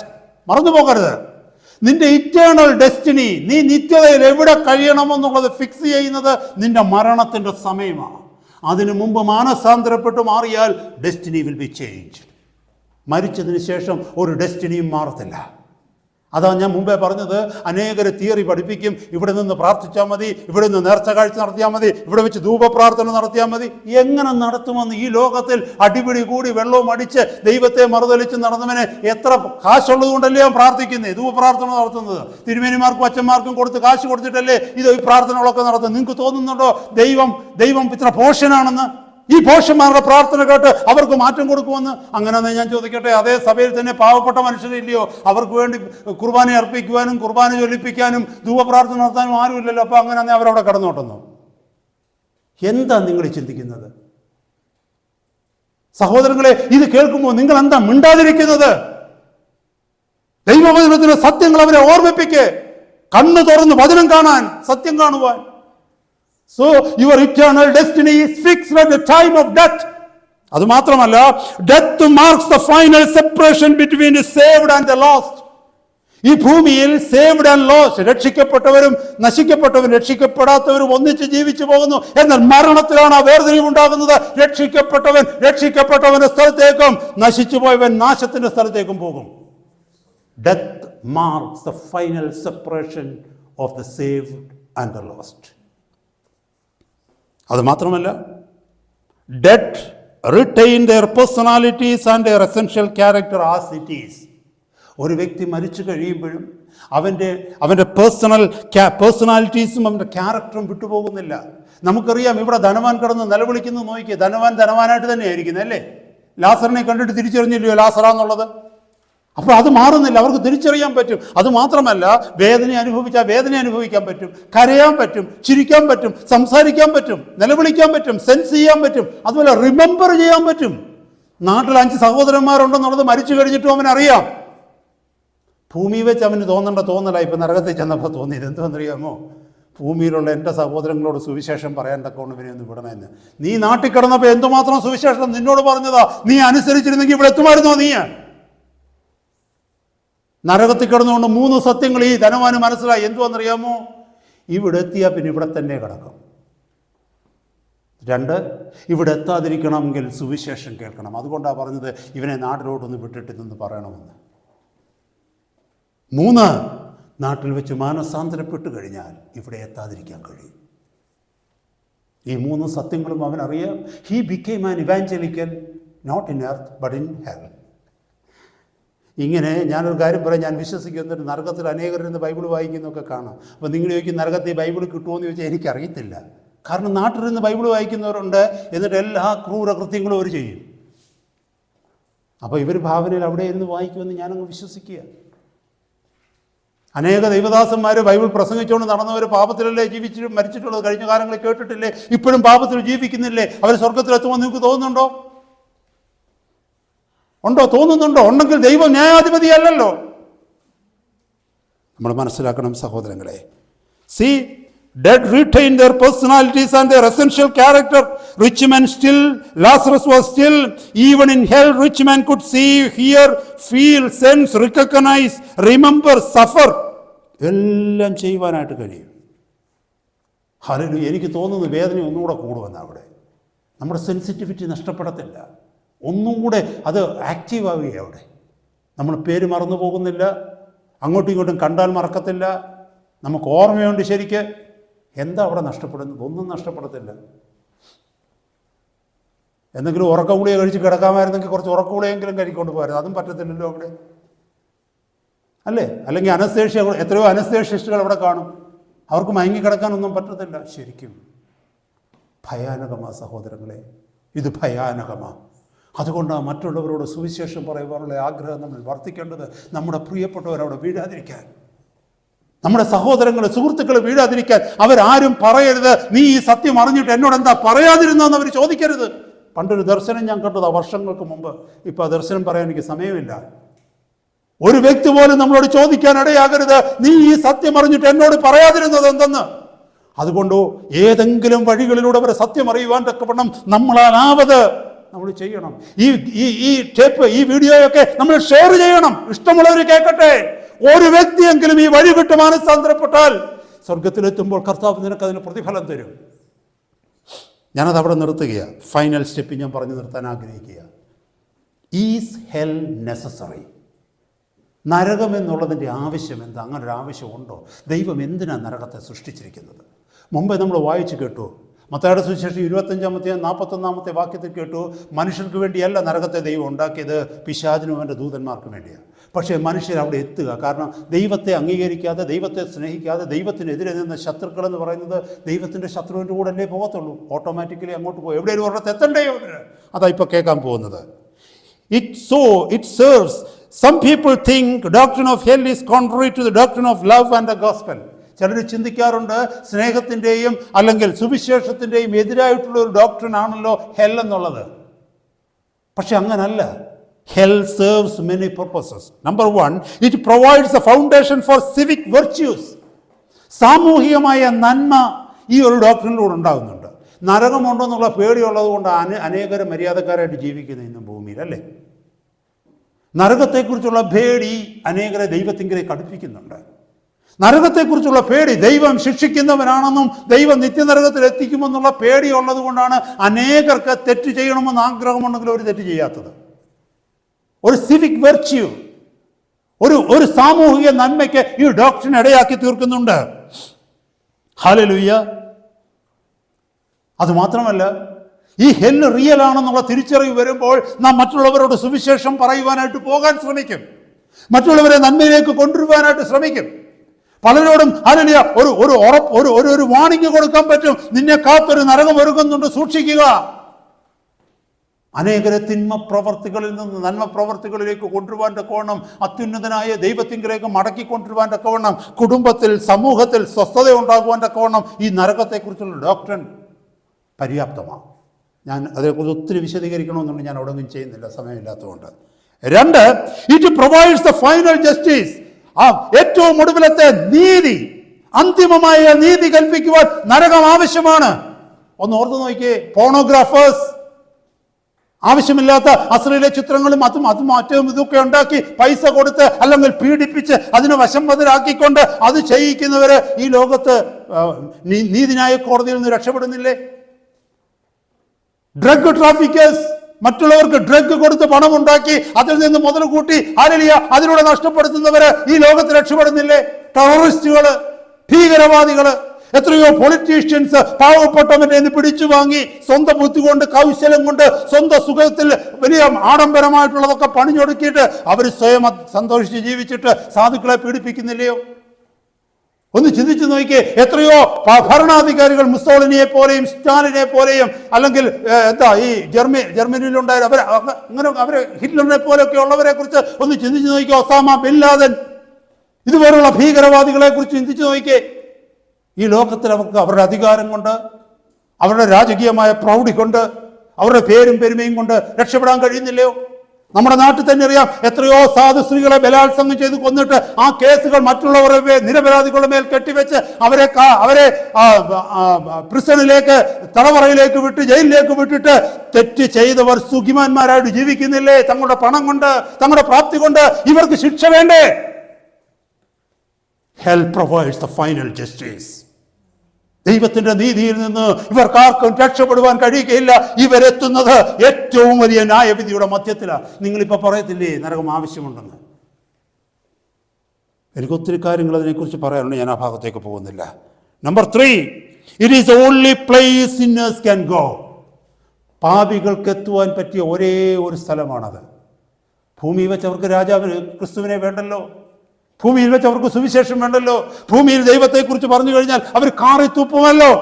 ദൈവത്തെക്കുറിച്ച് പറഞ്ഞാൽ എൻ്റെ ഓഫീസിലുള്ളവരൊക്കെ ദൈവത്തെക്കുറിച്ച് പറഞ്ഞാൽ ഡോണ്ട് ടെൽ മീ. ഇപ്പോഴൊന്നും അല്ല, വർഷങ്ങൾക്ക് മുമ്പ്. Don't tell me these things. Don't tell. നിങ്ങൾ പറഞ്ഞിട്ടില്ലേ? നിങ്ങൾക്ക് അനുഭവം ഉണ്ടായിട്ടില്ലേ? നിങ്ങൾ ദൈവത്തെക്കുറിച്ച് പറയുമ്പോൾ പറയത്തില്ലേ, അത് വിട്ടിട്ട് വേറെ എന്തെങ്കിലും പറയാൻ പറയത്തില്ലേ? ഇങ്ങനെയുള്ളവർക്ക് സ്വർഗ്ഗത്തിൽ പോകാൻ പറ്റുമോ? അപ്പോൾ അവർക്ക് പോകാനൊരു സ്ഥലം വേണ്ടായോ? എവിടെയെങ്കിലും അവർക്ക് തെറ്റണ്ടയോ? അതാണ് നരകം. It is A place reserved for sinners. It is the place reserved for the offenders. It is the place reserved for the haters of God. Hallelujah. വേഗം അടുത്ത വാക്യത്തിൽ അടുത്തടുത്തേക്ക് പോകത്തില്ലേ. It helps saints to value the gift of salvation. വിശുദ്ധന്മാരെ സംബന്ധിച്ചിടത്തോളം നരകത്തെ ഓർക്കുമ്പോഴാണ് നമുക്ക് കൃപയാൽ ലഭിച്ച രക്ഷയെ ഓർത്ത് ദൈവത്തെ മഹത്വപ്പെടുത്തുന്നത്. കർത്താവ് നരകത്തിൻ്റെ പാതയിലായിരുന്നു നമ്മളെ അവിടുത്തെ കൃപയാൽ വീണ്ടെടുത്ത് വിശുദ്ധീകരിച്ച് നിത്യമായ രക്ഷയിലേക്ക് നമ്മളെ കൊണ്ടുവന്നു. നമ്മുടെ വാഴ്ത്തപ്പെട്ട കർത്താവ് സ്വർഗം വെടിഞ്ഞ് ഭൂമിയിലേക്ക് ഇറങ്ങി വന്ന് മനുഷ്യനായി തീർന്ന് എൻ്റെയും നിങ്ങളുടെയും പാപങ്ങൾക്ക് വേണ്ടി നിത്യ നരകത്തിൻ്റെ അനുഭവം ക്രൂശിന്മേൽ അനുഭവിച്ച് എന്നെയും നിങ്ങളെയും തന്നെ മരണത്താൽ വിടുവിച്ചുവെന്ന് രക്ഷദാനമായി തന്നുവെന്ന് ഓർത്ത് എന്നും പാടണമെങ്കിൽ, എന്നും പ്രാർത്ഥിക്കണമെങ്കിൽ, എന്നും പ്രസംഗിക്കണമെങ്കിൽ ഈ നരകം ഉണ്ടായിരിക്കണം. ഹല്ലേലൂയ. ഞാൻ എൻ്റെ വാക്കുകളെ നിർത്തുകയാണ്. ഞാൻ 2 ആർഗ്യുമെൻറ്റ്സിലേക്ക് വരാനായിട്ട് ആഗ്രഹിക്കുന്നു. നിരീശ്വരവാദികൾ പറയുന്നതാണ് ശരിയെങ്കിൽ എന്താ സംഭവിക്കുന്നത്? അതല്ല, ഒരു ക്രിസ്ത്യൻ പറയുന്നതാണ് ശരിയെങ്കിൽ എന്താ സംഭവിക്കുന്നത്? ഞാൻ പറയുന്നത് അങ്ങ് തെറ്റാണെന്ന് വെച്ചോ, ഞാൻ ഈ പ്രസംഗിക്കുന്നതൊന്നുമില്ല. Children, imagine this way. If hell is not there, heaven is not there, it is just an invention of man or something like that. If you say that, നിങ്ങൾ പറയുമെന്ന് വെച്ചു നരകവും സ്വർഗവും ഒന്നുമില്ല, അത് മനുഷ്യൻ എങ്ങനെയോ കണ്ടുപിടിച്ച് എങ്ങനെയോ മതത്തിനകത്തോട് ഇതിനകത്ത് കടന്നു വന്ന ഈ ബൈബിളൊന്നുമില്ല, ആരൊക്കെ എഴുതി പിടിപ്പിച്ചൊരു പുസ്തകമാണെന്ന് നിങ്ങൾ അങ്ങ് വിശ്വസിച്ചെന്ന് വെച്ചു. അഥവാ ഇതൊന്നുമില്ലെങ്കിലും എനിക്ക് എന്തെങ്കിലും നഷ്ടപ്പെടാനുണ്ടോ? ഞാനൊരു ക്രിസ്ത്യൻ ആയതുകൊണ്ട് എൻ്റെ ജീവിതം മാറിയില്ലേ? എൻ്റെ ജീവിതത്തിന് സന്തോഷം വന്നില്ലേ? ഈ ബൈബിൾ വിശ്വസിച്ചുകൊണ്ട് അടിപിടി ഉണ്ടായിരുന്ന കുടുംബത്തിൽ നിന്ന് സ്വസ്ഥത ഉണ്ടായില്ലേ? പണ്ട് ശത്രുവായിരുന്ന കണ്ടവരെ എനിക്ക് സ്നേഹിക്കാൻ പറ്റിയില്ലേ? ആവശ്യമില്ലാത്ത പാപത്തിൻ്റെ വഴികളിൽ പോയി എൻ്റെ ശരീരം നശിപ്പിക്കാതെ, എൻ്റെ സമയം കളയാതെ, എൻ്റെ ചിന്തകൾ വികലമാക്കാതെ എനിക്ക് അതിൽ നിന്നൊക്കെ മാറി ഡീസൻ്റായ ഒരു ജീവിതം ജീവിപ്പാൻ ഈ സുവിശേഷം മൂലം എനിക്കിടയായില്ലേ? അപ്പൊ ഈ പ്രസംഗിക്കുന്ന എല്ലാം തെറ്റാണെങ്കിലും ഇത് വിശ്വസിച്ചുകൊണ്ട് എനിക്ക് ഗുണം മാത്രമേ ഉണ്ടായുള്ളൂ. പക്ഷെ ഒരു എത്തിസ്റ്റിന്, ഒരു നിരീശ്വരവാദിക്ക് എന്തോ ഉണ്ടായി? അവന് വല്ല പ്രയോജനം ഉണ്ടായോ? അവൻ വിശ്വസിച്ചില്ല. അവൻ അവസാനം മരിക്കുന്നത് നരകത്തിൽ. അവൻ മരിച്ചും പോയി. അവനെ കൊണ്ടൊരു പ്രയോജനമില്ല. വിശ്വസിക്കാതിരുന്നതുകൊണ്ട് അവരൊരു നന്മയുണ്ടായില്ല. അവനത് പ്രസംഗിക്കാതിരുന്നതുകൊണ്ട് അവന് നന്മയുണ്ടായില്ല. എൻ്റെത് ഇത് തെറ്റാണെങ്കിലും ശരിക്കും എനിക്ക് നന്മയുണ്ടായി. ഇത് തെറ്റായാലും ശരി, അവന് പ്രയോജനം ഉണ്ടായില്ല. അവൻ പറയുന്നത് ശരിയാണെന്ന് വെച്ചോ, നരകവും സ്വർഗവുമില്ല, എന്നാലും അവന് വല്ല പ്രയോജനമുണ്ടോ? അവൻ നിരാശയിൽ ജീവിക്കുന്നു, സ്വസ്ഥതയില്ലാതെ ജീവിക്കുന്നു, ഭാര്യയുടെ കഴുത്തിന് പിടി ജീവിക്കുന്നു, ഭാര്യയുടെ നിടി മായ്ച്ച് ജീവിക്കുന്നു, പിന്നെ ഒന്നുമില്ലാതെ ഈ ലോകത്തിന് വേണ്ടി ജീവിക്കുന്നു, മൃഗത്തെ പോലെ ഒരു ദിവസം മരിക്കുന്നു. ഇനി തിരിച്ച് ഞാൻ ഈ പ്രസംഗിക്കുന്നത് ശരിയാണെങ്കിലോ, ഞാൻ നിത്യസ്വർഗത്തിലെത്തും. ഒരു നിരീശ്വരവാദിയോ, അവൻ നിത്യ നരകത്തിലെത്തും. ഞാൻ ഈ പ്രസംഗിക്കുന്നത് ശരിയാണെങ്കിലും തെറ്റാണെങ്കിലും ഇതെൻ്റെ ജീവിതത്തെ മാറ്റി എനിക്ക് സ്വസ്ഥത തന്നു. ഇന്നെനിക്ക് ഉറപ്പോടെ, പ്രത്യാശയോടെ, പ്രതീക്ഷയോടെ ജീവിക്കാൻ പറ്റും. ഈ നിമിഷം ഞാൻ മരിച്ചു വീണാലും എൻ്റെ കർത്താവിനോടുകൂടെ നിത്യയുഗം ഞാൻ വാഴും. ഹല്ലേലൂയ. ഈ ക്രിസ്തുവിനെ അറിയാത്തവരാരെങ്കിലും എന്നെ കേൾക്കുന്നെങ്കിൽ, ഈ വഴിയിലേക്ക് വരാത്തവരാരെങ്കിലും എന്നെ കേൾക്കുന്നുവെങ്കിൽ, കർത്താവ് വീണ്ടും ഒരു അവസരം നമുക്ക് തരികയാ മാനസാന്തരപ്പെട്ട് മടങ്ങി വരാൻ. അടുത്ത നിമിഷം നീയോ ഞാനോ ജീവിച്ചിരിക്കുമോ എന്നുള്ളതിന് ഉറപ്പില്ല. ഇവിടുന്ന് മടങ്ങി ഭവനത്തിലെത്തുമെന്നുള്ളതിന് ഉറപ്പില്ല. അതിനു മുമ്പേ ഈ ധനവാൻ നരകത്തിൽ കിടന്ന് നിലവിളിക്കുന്നത് പോലെ നിലവിളിക്കാതിരിക്കാൻ തക്കവണ്ണം നിൻ്റെ ജീവിതത്തെ കർത്താവിൻ്റെ കരങ്ങളിലേക്ക് ഏൽപ്പിച്ചു കൊടുക്കുക. കർത്താവ് നമ്മളെ സഹായിക്കും. സമയത്തിൻ്റെ കുറവ് കാരണം ഞാൻ പറഞ്ഞു നിർത്തുകയാണ്. കർത്താവ് നമ്മെ സഹായിക്കട്ടെ. കർത്താവ് വീണ്ടും ഒരു അവസരം നമുക്ക് തന്നിരിക്കുകയാണ്. മനസ്സാന്തരപ്പെട്ട് കർത്താവിൻ്റെ സന്നിധിയിലേക്ക് വരുവാൻ തക്കവണ്ണം.